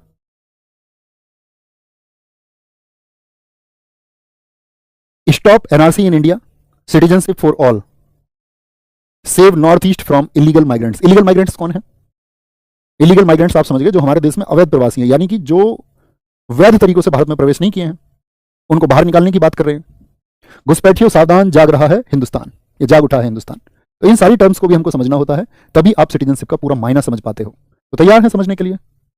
तैयार हैं सारे साथी? एक बार लिखेंगे, नोट करेंगे, जी भैया हम तैयार हैं, बड़े ध्यान से और बड़े विस्तार से समझेंगे, कोई डाउट नहीं रहेगा। आते हैं अभी, लिखेंगे। तो सबसे पहले मैं आपको एक टर्म समझाऊंगा, NRI, उसी से जुड़े हुए होंगे आपका, तभी आप समझ पाएंगे। एक शब्द लिखिए, NRI क्या होता है, छोटे छोटे शब्दों को लिखते रहें। Non resident Indians, non resident Indians, क्या बोलेंगे? अप्रवासी भारतीय, क्या बोलेंगे इनको? ये NRI जो होते हैं, नोट करके लिखना, ये भारतीय नागरिक हैं, यानी इन सबके पास क्या है? भारत की नागरिकता है। भारतीय नागरिक होने का मतलब ही ये होता है, ये भारतीय नागरिक हैं। They all are Indian citizens, all are Indian citizens. ठीक है। दूसरी कंडीशन क्या है? इनके पास भारतीय पासपोर्ट होता है। क्या होता है इनके पास? समझना, एक एक टर्म को समझेंगे तभी क्लियर होगा। इनके पास भारतीय पासपोर्ट होता है, भारतीय पासपोर्ट होता है। दे हैव इंडियन पासपोर्ट, इतना लिख लीजिए। NRI है तो उसके पास में क्या होगा? एक इंडियन पासपोर्ट होना चाहिए। तीसरी कंडीशन है, ये 182 डेज से ज्यादा, 100 यानी कि 6 महीने हमने बोल दिया, 182 डेज प्लस इससे ज्यादा विदेश में रहते हैं, विदेश में रहते हैं। क्लियर है कॉन्सेप्ट? इन्हीं को हम क्या कहेंगे? NRI। विदेश में कैसे रहते हैं जी? तो विदेश में कोई भी व्यक्ति रहेगा तो किस पर रहेगा? विदेश में कोई भी व्यक्ति किस पर रहेगा? वीजा पर। भाई नागरिकता तो भारत की है और वीजा बनवा लिया कि वहां आपका एजुकेशन का, पढ़ाई के लिए या किसी कार्य के लिए बनवा लिया, तो इतनी बात में कोई दिक्कत नहीं। अब क्या बोल रहे हैं हम यहाँ पर कि इंडिया के सिटीजन है, बाहर चले गए हैं, लेकिन कितने दिन रह रहे हैं? 182 दिन, यानी 6 महीने से ज्यादा वो कहां पर रह रहे हैं? आपका विदेश में रहते हैं, 182 डेज की शर्त है। और बाहर जा रहे हैं तो भैया वीजा पर रह रहे हैं तो पासपोर्ट भी जरूरी होगा, एक कंडीशन बन गई। यहाँ पर कहीं किनारे पर लिख लेना, पासपोर्ट एक्ट। 2 पासपोर्ट एक्ट है हमारे यहाँ पर। कभी भी आपसे, कभी भी आपके सामने कभी इन फ्यूचर कोई विवाद आएगा तो आप समझ पाएंगे उसको। तो जो पासपोर्ट एक्ट है, जिसको हम पासपोर्ट अधिनियम भी कहते हैं, पासपोर्ट एक्ट को और लिखें, passport act enter India, Bharat में प्रवेश, भारत में प्रवेश एक्ट। ये एक्ट क्योंकि एक अलग एक्ट है, क्या बोलेंगे आप इसको? पासपोर्ट अधिनियम। एक अधिनियम कौन सा है? भारत में प्रवेश करने के लिए पासपोर्ट एक्ट है, जो कि 1920 का है, कि भाई आप भारत में जो प्रवेश करेंगे तो वो किस तरह से करेंगे। ठीक है। इसी को फिर सुधार करके आया था हमारा आज़ादी के बाद में पासपोर्ट एक्ट 1967। इसी में रिफॉर्म्स करके भारत में पासपोर्ट से जो व्यक्ति आ रहा है उसको किन किन चीज़ों का पालन करना होगा, और जब पासपोर्ट से कोई व्यक्ति बाहर से आ रहा है तो सीधी सी बात है वो एक विदेशी होगा। वो क्या होगा? एक विदेशी होगा। तो उनके लिए होता है फॉरेनर्स एक्ट, फॉरेनर एक्ट भी बोलेंगे, फॉरेनर्स नहीं होता, फॉरेनर एक्ट होता है। फॉरेनर एक्ट यानी कि विदेशी अधिनियम। कोई विदेशी व्यक्ति अगर हमारे यहाँ पर आ रहा है तो उसके लिए, देश में उसको प्रवेश के लिए किसका? विदेशी अधिनियम, विदेशी अधिनियम 1946। इनकी शर्तों का पूरा करना होगा, जो कि सीमा हैदर ने नहीं की थी। तो जो इसको पालन नहीं करता तो इसी का जो सेक्शन 14 है, जो इसी की धारा 14 है, इसकी धारा 14 कहती है कि जो व्यक्ति भारत में अवैध तरीके से प्रवेश करेगा उसको 5 वर्ष की सजा होगी। तो फिर सीमा हैदर को क्यों नहीं हुई? ये भी तो प्रश्न की बात है। तो ये सारे क्वेश्चन मैं आपसे पूछूंगा जब सारी चीजें आपको समझा दूंगा, है ना, क्योंकि उससे पहले मैं कुछ भी समझाऊंगा तो वो ओवरलैप हो सकता है। अभी सिर्फ अपने दिमाग में क्वेश्चन रखिए जो आपके पास है, बात क्लियर रहेगी। NRI कौन लोग होते हैं? NRI के बाद में हमको समझना होता है आपका पर्सन ऑफ इंडिया ओरिजिन, जो मैं आपको समझा भी रहा था। क्या बोलेंगे? PIO, PIO, person of Indian origin, person of Indian origin. ये कौन लोग होते हैं? भारतीय मूल के। तो क्या ये भारतीय मूल के हैं तो ये क्या भारतीय नागरिक होते हैं? याद रख लेना, ये भारतीय नागरिक नहीं है, ये भारतीय नागरिक नहीं है। सबसे बड़ा अंतर यही समझना है, they are not the Indian citizens. दूसरी बात, ये भारतीय मूल के हैं। क्या बात हमने जानी थी? यानी इनकी रूट्स जुड़ी हुई हैं यहाँ से, ये भारतीय मूल के व्यक्ति हैं। मूल का मतलब क्या हो गया? कि इनके कोई पूर्वज जो है, लिख लीजिए, पूर्वज जो है भारत से जुड़े हुए थे, और ये कार्ड 2002 में जारी हुआ, 2002 में जारी हुआ। तो देखो नागरिकता की बात तो हमने कर दी। जो पीआईओ हैं किस तरीके से नागरिकता पाएंगे जरा कमेंट सेक्शन में लिखें एक बार। पीआईओ यानी कि जो आपका भारतीय मूल के विदेशी हैं तो वो किस प्रक्रिया से, तो आप कहेंगे भैया वो रजिस्ट्रेशन से आपका सिटीजनशिप पा सकते हैं। तो नागरिकता से जब उनको मिलेगी रजिस्ट्रेशन से तो नागरिकता तो मिलती रही, लेकिन 2002 में क्या हुआ, एक कार्ड और जारी हो गया कि भाई आपकी एक विशेष पहचान है, आपके पास में एक क्या है, पीओआई कार्ड भी है। पीओआई और इसके बीच में अंतर समझ में आ गया? दोनों के बीच में अंतर क्या है? बच्चा एक पूछ रहा है भैया पासपोर्ट और वीजा में क्या अंतर है? बच्चे क्लास में ही बता चुका, आपका ध्यान कमेंट्स में रहता है। पासपोर्ट होता है प्रवेश के लिए, एंटर के लिए, कहीं पर जाने के लिए। जैसे आप समझिए आपको अपने घर में प्रवेश के लिए क्या चाहिए, चाबी चाहिए। अब चाबी तो हो गई आपके पास में, तो गेट तो आपने खोल लिया, लेकिन अब उस घर में आप अंदर प्रवेश तो कर गए, लेकिन वहां रहने के लिए आपका क्या चाहिए, आपको वीजा चाहिए। ठीक है, बात क्लियर है? ओके, आगे आएंगे तीसरी कंडीशन पर आते हैं। तीसरा आता है OCI. OCI, overseas citizenship of India. Overseas citizenship of India, इसको हिंदी में बोलते हैं समुद्र पारीय नागरिकता। कैसी नागरिकता है ये? समुद्र पारीय नागरिकता।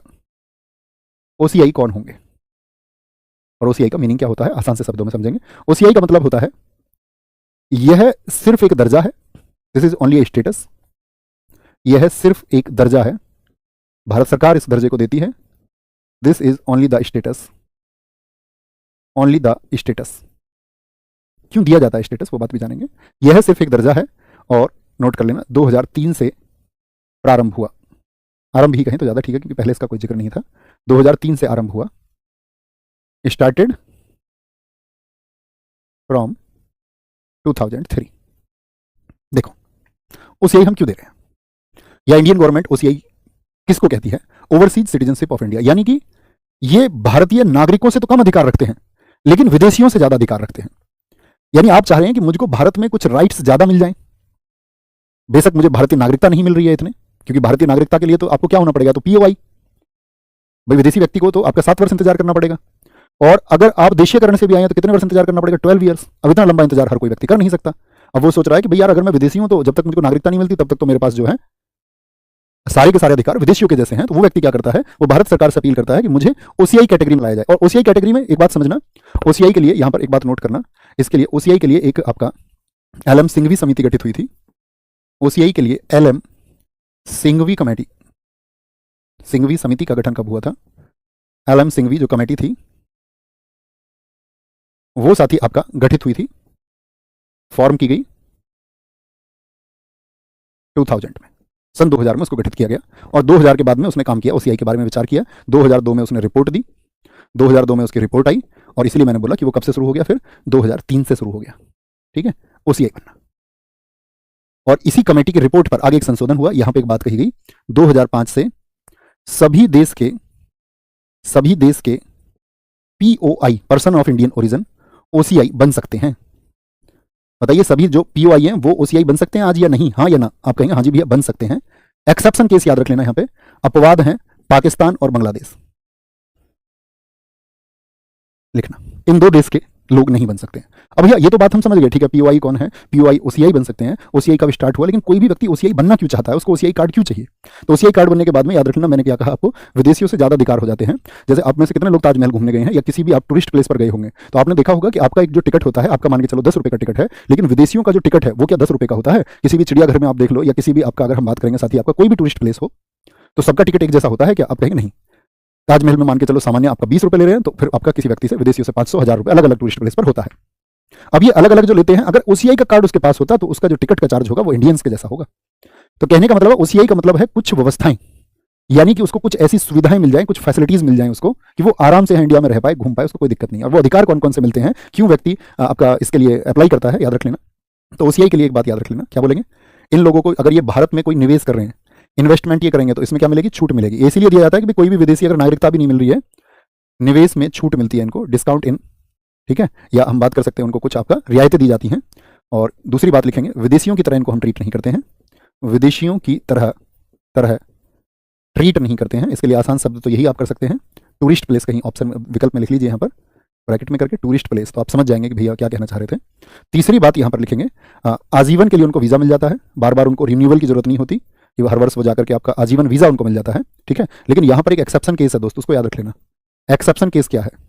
एक्सेप्शन केस है कि किसी रिसर्च के लिए अगर वो यहाँ पर आ रहे हैं, तो उनको अपना जो है वीजा बार बार रिन्यू करवाना पड़ेगा। यानी कि आजीवन वीजा नहीं मिलेगा रिसर्च के लिए, किसी भी फील्ड में आप रिसर्च के लिए, बाकी आप पढ़ाई के लिए आए, व्यापार के लिए आए, घूमने के लिए आप आए और आपके पास ओसीआई कार्ड है, तो आप हमेशा क्या है, इस देश के लिए स्पेशल हैं। हम चाहते हैं कि हमारे देश में कोई व्यक्ति आकर के इन्वेस्ट करे और अच्छे से, और वो व्यक्ति भी नहीं चाहेगा कि भाई मैं यहाँ से एकदम विदेशियों की तरह ट्रीट हूँ, वो भी कुछ स्पेशल फैसिलिटी चाहेगा, तो उसको ओसीआई कार्ड है।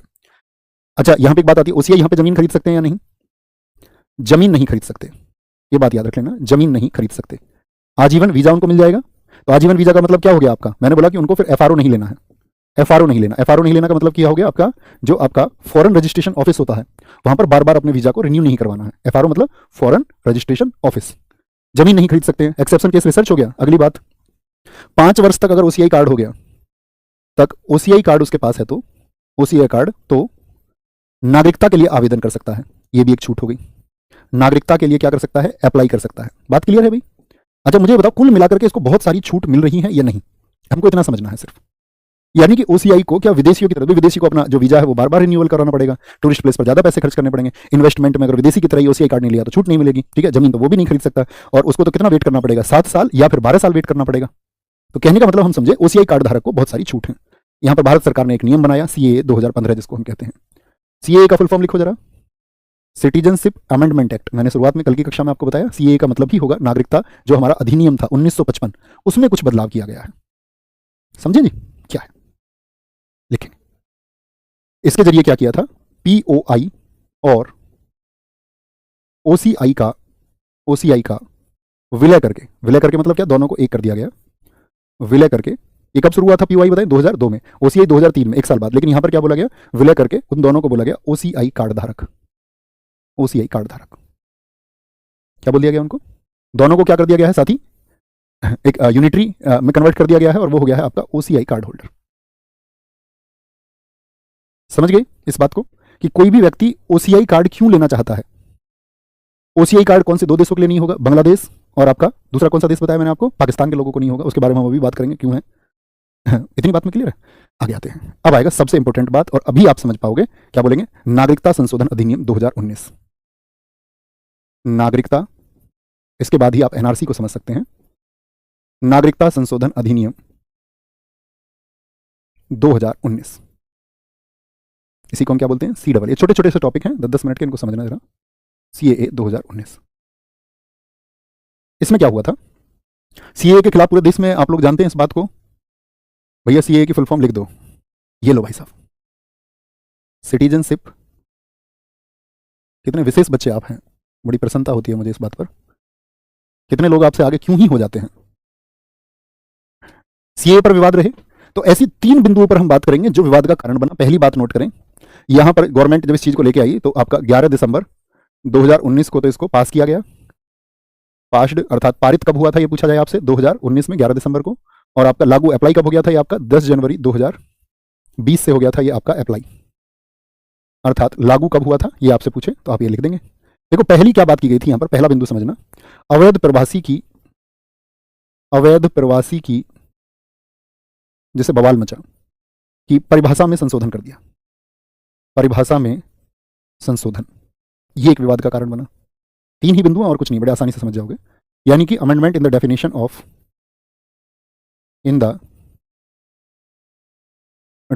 Of illegal immigrants.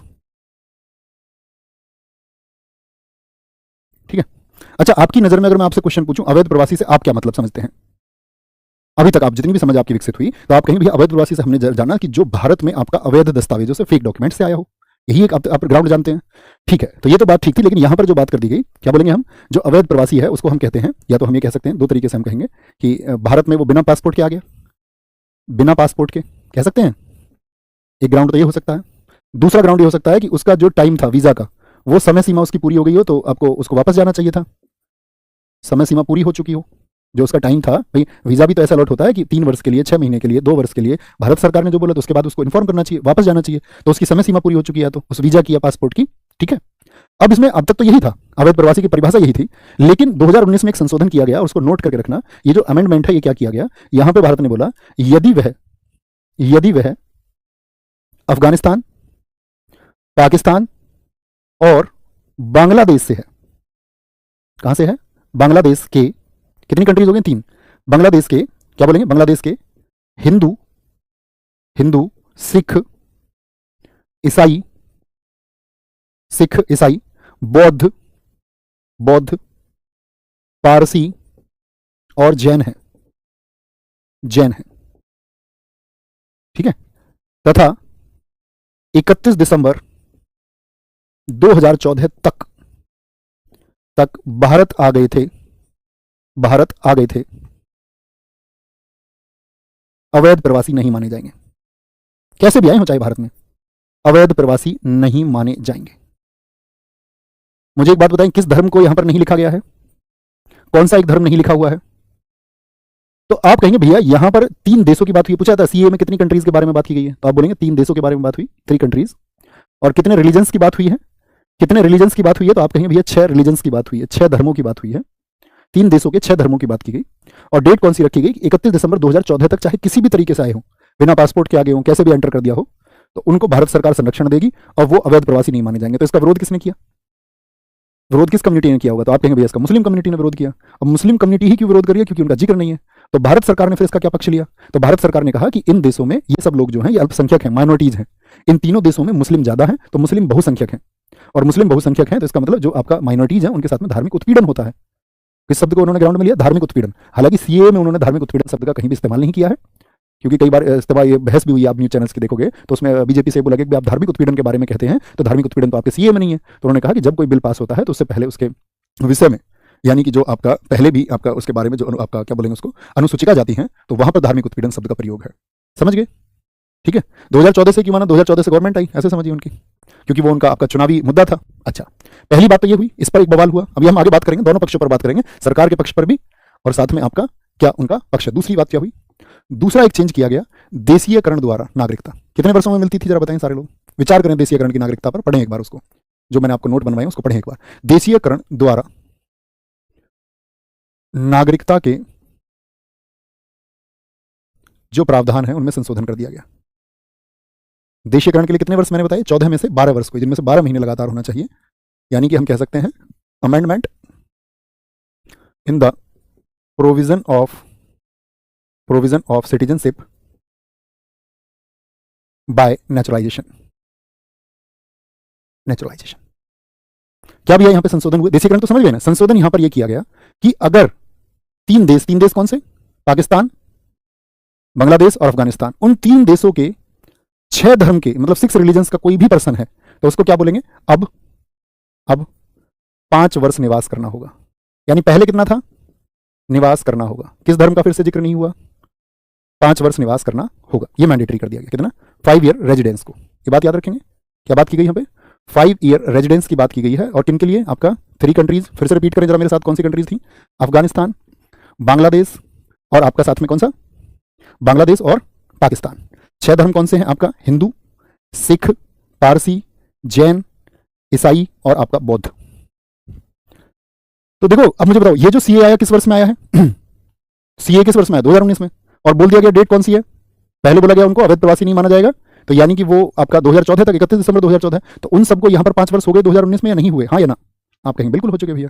तो यानी कि वो सब इसमें एंटर हो गए। तो भारत सरकार कह रही है कि हमारे देश के जो भी हिंदू थे इन देशों में अगर अत्याचार का शिकार हो रहे थे तो उन सबको वापस आने का अधिकार है, उनको भारतीय नागरिकता मिलेगी।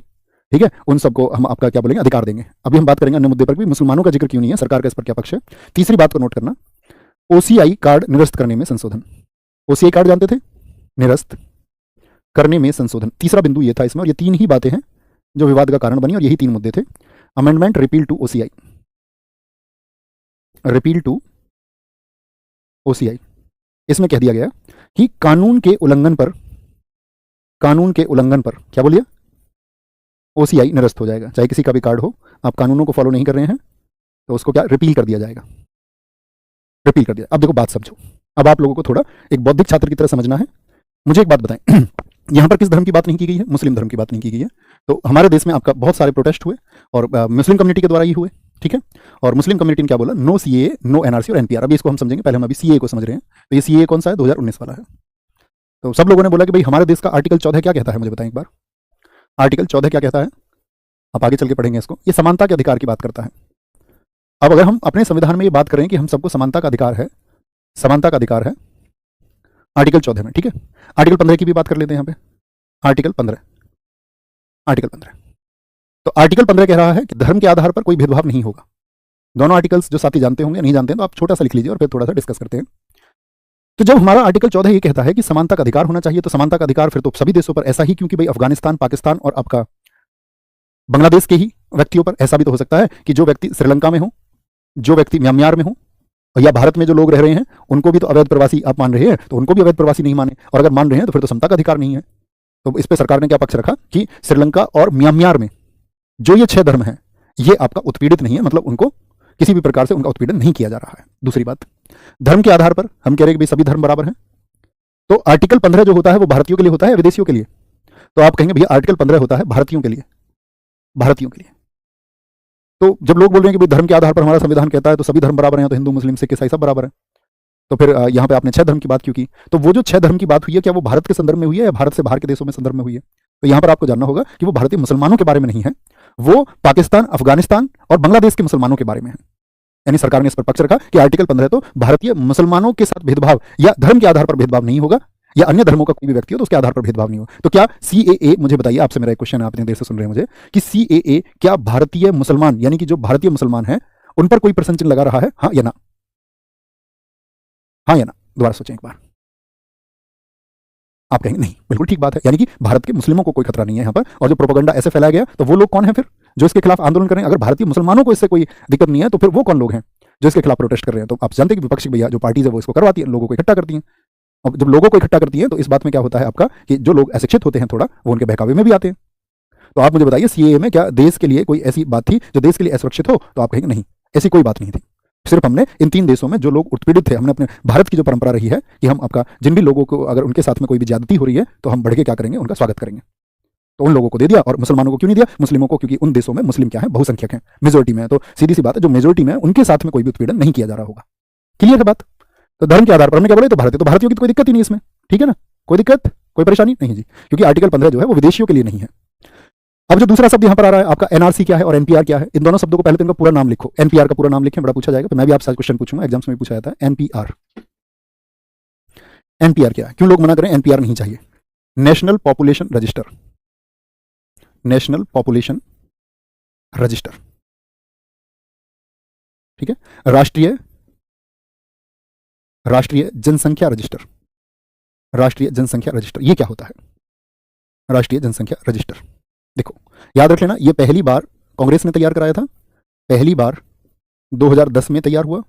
कभी भी क्वेश्चन पूछेगा आपसे एनपीआर पहली बार, एसएससी जीडी जैसे एग्जाम ने पूछ लिया एनपीआर से क्वेश्चन, आप समझिए, बाकी तो आयोग बहुत ऊपर है। फिर क्या बोलेंगे आपका, पहली बार 2010 में तैयार हुआ, और आपका इसको एक छोटी सी डिजिटाइज भी इसको किया गया।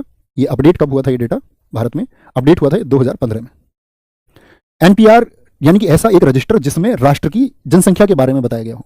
छोटे से शब्दों में समझे, मतलब एनपीआर में सभी लोगों को काउंट किया जाएगा, सभी लोग, भारत के सभी निवासी, चाहे अवैध तरीके से आए हों, चाहे अवैध तरीके से आए हों आपका, यानी कि क्या होंगे इसमें, टोटल पॉपुलेशन होगी।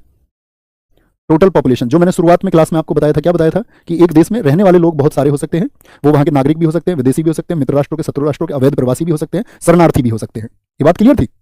तो यहां पर क्या बोलेंगे, टोटल पॉपुलेशन से मतलब क्या हो गया आपका, टोटल पॉपुलेशन से मतलब हो गया आपका सभी, मतलब सभी तरह के लोग, सभी। इसमें हमने कंडीशन बनाई आपका, चाहे भारत के नागरिक हो, चाहे वो आपका रिफ्यूजी हो आपका, ठीक है दोस्त, चाहे वो आपका नागरिक के अलावा क्या विदेशी लोग हों, चाहे वो अवैध प्रवासी हों।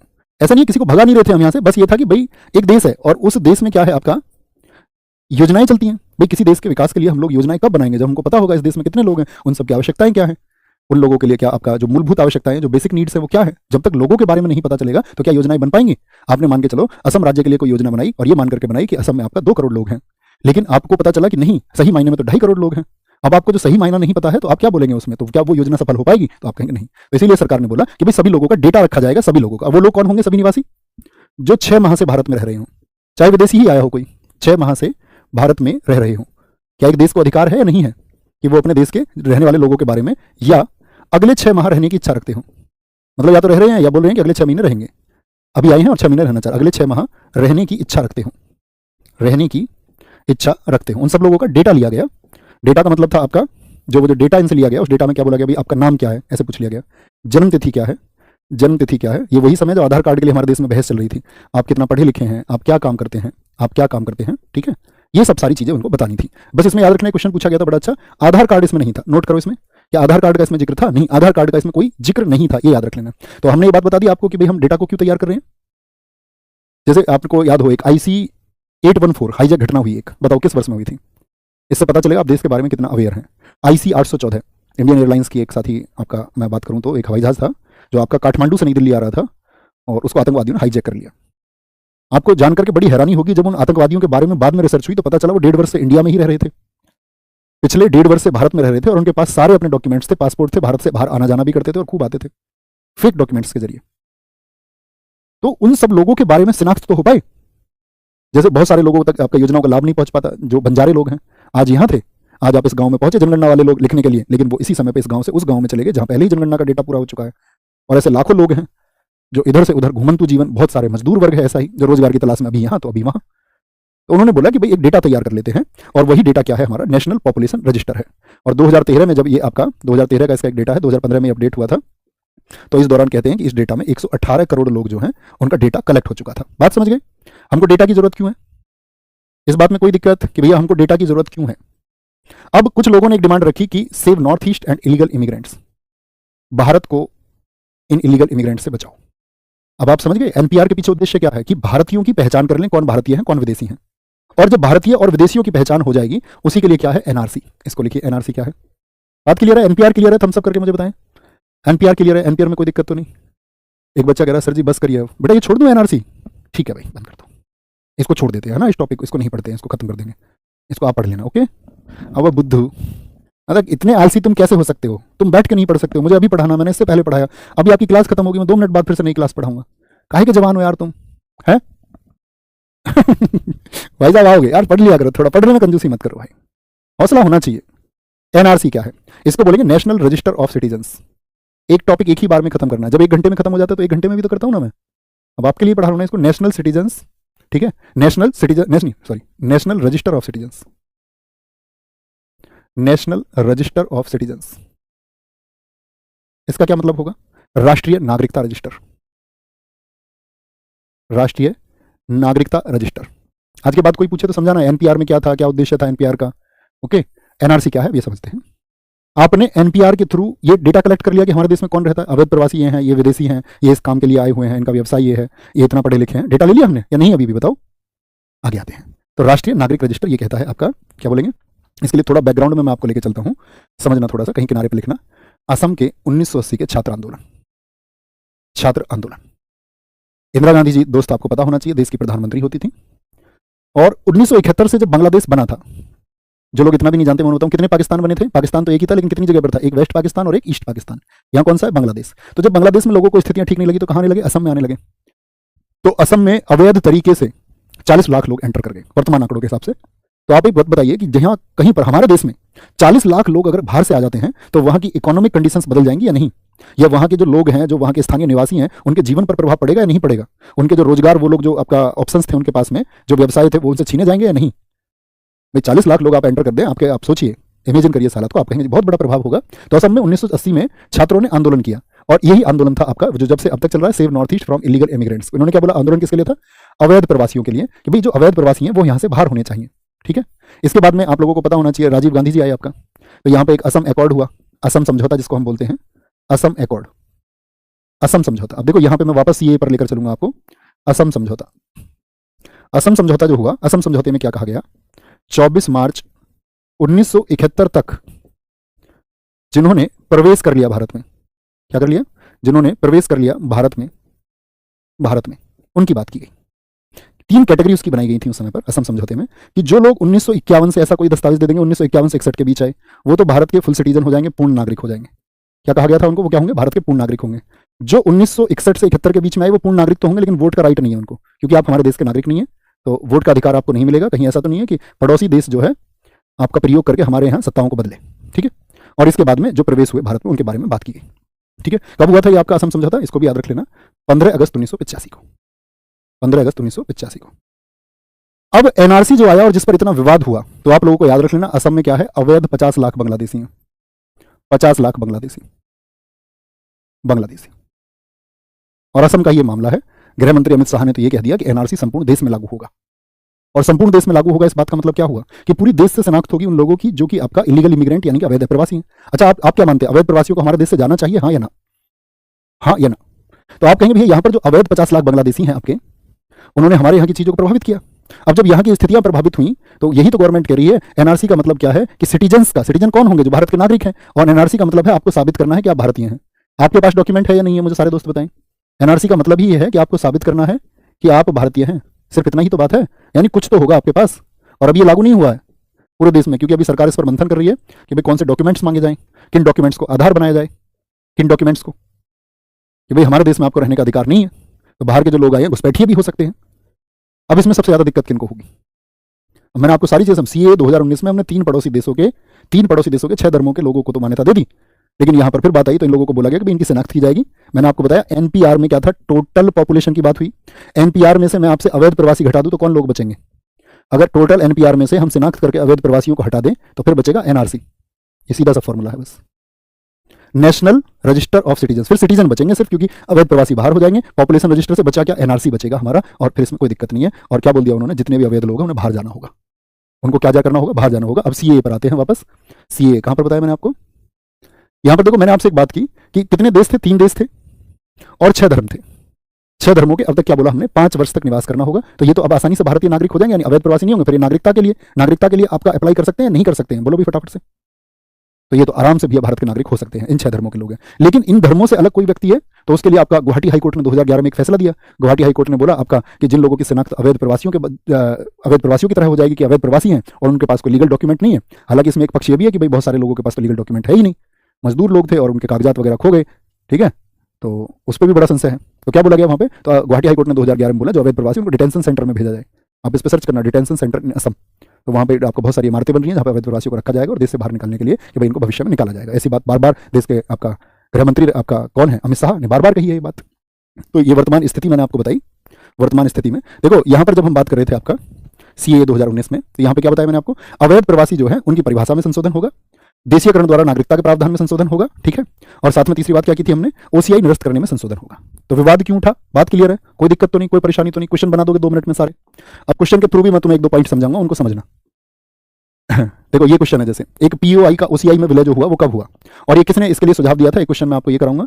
इनको जो सुझाव दिया था ये जीओपीओआई ने दिया था। जीओपीओआई ने किसके लिए सुझाव दिया था, अभी क्वेश्चन आएगा, नोट करिए इसको। जीओपीओआई क्या है, global organisation for people of global organisation of people of origin of India, ठीक है। तो किसने, पीआईओ, अरे सॉरी मैंने गलत लिख दिया, जीओपीआईओ आएगा ना, पर्सन ऑफ इंडियन ओरिजिन।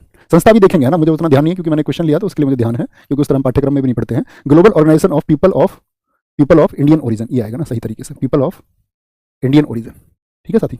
कब आया, 2015। अब बताएंगे, ये आया आपका जीओपीआईओ। ये मैं कहना चाहता, भारत सरकार द्वारा पीआईओ कार्ड जारी किए जाने का विचार किस संगठन ने दिया था कि पीआईओ कार्ड होने चाहिए। यहां पर बताएंगे, भारतीय विदेशी नागरिक के संबंध में निम्नलिखित में से कौन सा कथन सही नहीं है, कौन सा कथन सही नहीं है।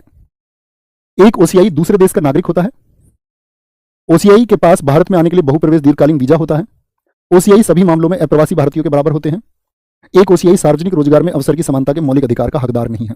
देखो ओसीआई सभी मामलों में एनआरआई के बराबर होते हैं, क्या आप कहेंगे नहीं भैया, ओसीआई को मैंने बताया ना, ओसीआई को तो 5 साल में ही आपका क्या मिल जाएगी, सिटीजनशिप मिल जाएगी। और एनआरआई को कितने साल के लिए होता है बताओ, एनआरआई के लिए आपका 7 वर्षों का, सॉरी 7 वर्षों का नहीं, एनआरआई कौन है, भारतीय नागरिक है जो 182, 7 वर्षों का तो हमने किसको बताया, जिसको रजिस्ट्रेशन से मिले, आपका रजिस्ट्रेशन से, जो भारतीय मूल के व्यक्ति हैं, जो पीआईओ है, एनआरआई की बात चल रही है यहाँ पर, है ना।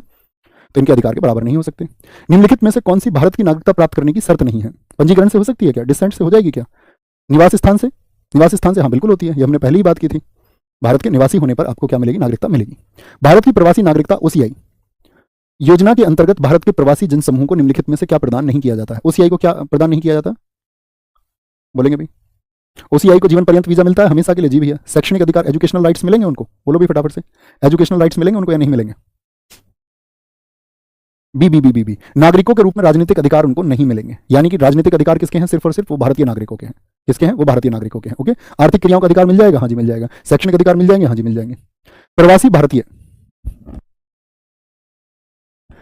भारतीय नागरिक ओसीआई योजना पर मार्च 2021 में जारी नवीनतम अधिसूचना के संदर्भ में निम्नलिखित कथनों पर विचार करें। ओसीआई कृषि भूमि खरीद सकता है क्या, नहीं खरीद सकता भैया। नहीं खरीद सकता। ओसीआई चिकित्सक, अधिवक्ता, वास्तविक चार्टर्ड अकाउंटेंट का पेशा अपना कुछ भी कर सकता है किसी भी चीज़ के लिए। ओसीआई किसी भी अनुसंधान, किसी भी मशीनरी पत्रकारिता गतिविधि को प्रारंभ कर सकता है। तो कौन से कथन सत्य हो गए? केवल 2 और 3 हो गए। कौन से सत्य होंगे? केवल 2 और 3 हो जाएंगे। Overseas citizenship of India, OCI के संदर्भ में निम्नलिखित में से कौन सा कथन सही नहीं है? ओसीआई, ऑप्शन बी को पढ़िए जरा ध्यान से। याद रखना ओसीआई किन के लिए वैलिड नहीं है, ये पॉइंट मैं आपको बताना चाह रहा था कि बांग्लादेश और पाकिस्तान के लिए ओसीआई का कार्ड जो है वो वैलिड नहीं है। ये नोट करना अपने उसमें, इनके लिए वैलिड नहीं है। ओसीआई को केवल 10 वर्षों की अवधि के लिए गलत बात है, किसके लिए? आजीवन मिलता है भैया, लाइफ टाइम। सीए भारत में कब लागू हुआ था? सीए भारत में कब लागू हुआ? 10 जनवरी 2020 को लागू हुआ। कब लागू हुआ? 10 जनवरी 2020 को। ओके। निम्नलिखित में से किस क्षेत्र को नागरिकता संशोधन अधिनियम 2019 के कार्यक्षेत्र में छूट दी गई है? कौन से क्षेत्र हैं? इसको नोट करना, अपने नोट्स पर वापस जाओ। सीएए 2019, वहां पर लिखना एक चीज, सीएए 2019 पर जाएंगे। 2019, क्योंकि असम में भी बहुत सारे आंदोलन हुए और असम में ये कहा गया कि भाई ये तो हमारे असम समझौते का जो है उल्लंघन है, लेकिन वहां पहले ही कह दिया गया कि सीएए कहां पर नहीं लागू होगा आपका। कौन से क्षेत्र बाहर रखे गए हैं? छठी अनुसूची के। और छठी अनुसूची में कौन कौन से आते हैं बताओ जरा? असम, मेघालय, त्रिपुरा और मिजोरम, सारे याद हैं। तो छठी अनुसूची के जो क्षेत्र हैं यहां पर क्या है, उनको छूट दी गई है। नागरिकता संशोधन अधिनियम कब पारित हुआ था? 11 दिसंबर 2019 को। 11 दिसंबर 2019, ठीक है एकदम से। नागरिकता संशोधन अधिनियम 2019 का उद्देश्य क्या है? क्या उद्देश्य है बताएंगे एक बार? बांग्लादेश अवैध अप्रवासियों को हटाना, उसके लिए तो क्या लेके आ रहे हैं? एनआरसी लेके आ रहे हैं। बांग्लादेश के जो आपके अवैध अप्रवासी उनके लिए क्या आ रहा है? एनआरसी। वास्तविक भारतीय नागरिकों की पहचान करना, ये कौन है? इसके लिए तो एनपीआर है, एनपीआर का उद्देश्य है ये तो। विदेशियों द्वारा सीमा घुसपैठ की पहचान करना, ये भी आपका एनआरसी से होगी। अफगानिस्तान, बांग्लादेश और पाकिस्तान के उत्पीड़ित अल्पसंख्यक समूहों को नागरिकता देना, जिसमें कितने धर्म है? 6 धर्म है। निम्नलिखित में से कौन सी जानकारी राष्ट्रीय जनसंख्या रजिस्टर एनपीआर भारत की जनगणना 2011 में नहीं संकलित है? आधार, उस समय पर आधार पे मैंने बताया था आपको, बहस चल रही थी, आधार तब तक नहीं लिया जा रहा था। भारत की जनगणना के संबंध में एनपीआर का पूर्ण रूप क्या है? एनपीआर का पूरा नाम बताएं सारे दोस्त। एनपीआर क्या है बताओ भी फटाफट से, फिर क्लास और लेनी है मुझे जल्दी से। National people register, national population record, national population register, NPR हो जाएगा। ऑप्शन सी एकदम सही है। राष्ट्रीय नागरिक रजिस्टर एनआरसी का पूरा मसौदा आधिकारिक तौर पर किस राज्य सरकार द्वारा प्रकाशित किया गया है? एक ही स्टेट। अब जरा थोड़ा इस पे लॉजिक लगाओ कि एनआरसी के बारे में सबसे ज्यादा चिंतित कौन है। मैंने कहा था आपसे, हालांकि जो देश के गृह मंत्री उनका कहना है कि एनआरसी पूरे देश में लागू होगा इन फ्यूचर, लेकिन अभी कहां पर सबसे मूल समस्या कहां पर है? असम में। जुलाई 2018 के नागरिक रजिस्टर एनआरसी के मसौदे के अनुसार निम्नलिखित राज्यों में 40 लाख से अधिक अप्रवासी, अवैध अप्रवासी जो थे वो कहां पर थे? तो अवैध अप्रवासी आपका कहां पर? असम। एनआरसी का सही पूर्ण रूप क्या है बताइए? National registration of citizenship, national register of citizen, national register of citizen हो जाएगा। क्या हो जाएगा? बोलेंगे नहीं, नेशनल रजिस्टर ऑफ सिटीजन हो जाएगा। कोई भी दिक्कत नहीं है भैया, है ना। अब क्या बताएंगे यहाँ पर? मुझे एक छोटा सा यहाँ पे एक होमवर्क लिखना, क्योंकि इतने मुझे आवश्यकता होगी इस क्वेश्चन की। क्वेश्चन मेरा ये है आपका, क्वेश्चन मेरा ये है आप सब लोगों से कि छोटे से शब्दों में लिखना कि आपका क्या बोलेंगे इसको, ओसीआई कार्ड कब जारी हुए थे? ये आपके लिए होमवर्क है। ओसीआई कार्ड कब जारी हुए थे? और अगर साथी आपने बहुत ध्यान से क्लास को सुना होगा तो जितनी भी टर्म्स है हमारी भारत की नागरिकता को लेकर के वो सब आपको मैक्सिमम क्लियर होंगी। कोई आप लोगों को विभेद नहीं होना चाहिए अगर ध्यान से सुना होगा सही मायने में तो। और इसके बाद में फिर हम आपका फंडामेंटल राइट्स यानी कि मौलिक अधिकारों की तरफ बढ़ रहे होंगे, और ऐसे ही दोस्त धीरे धीरे हम बढ़ते रहेंगे। आप सब लोगों का जो उत्साह है, मेरे प्रति जो भरोसा है, उसके लिए मैं साथी हमेशा आपका कृतज्ञ हूँ। मैं कहता हूँ कि ये मेरे हिस्से में आया है, मेरे लिए बड़ी बात है। बाकी हम लोग आपका एकदम शीर्ष पर पहुंचेंगे धीरे धीरे तैयारी करते हुए। और ध्यान रखें अपना, बहुत सारा ख्याल रखें, यूं ही बढ़ते रहें। आंसर लिखना मत भूलना। क्लास आपको कैसी लगी लिखना मत भूलना। थैंक यू, नमस्ते, जय हिंद, जय भारत। मिलते हैं सोमवार को। Take care. नमस्कार दोस्तों, आपका स्वागत है हमारे दिव्यास्त्र क्लासेज यूट्यूब चैनल पर। Thank you.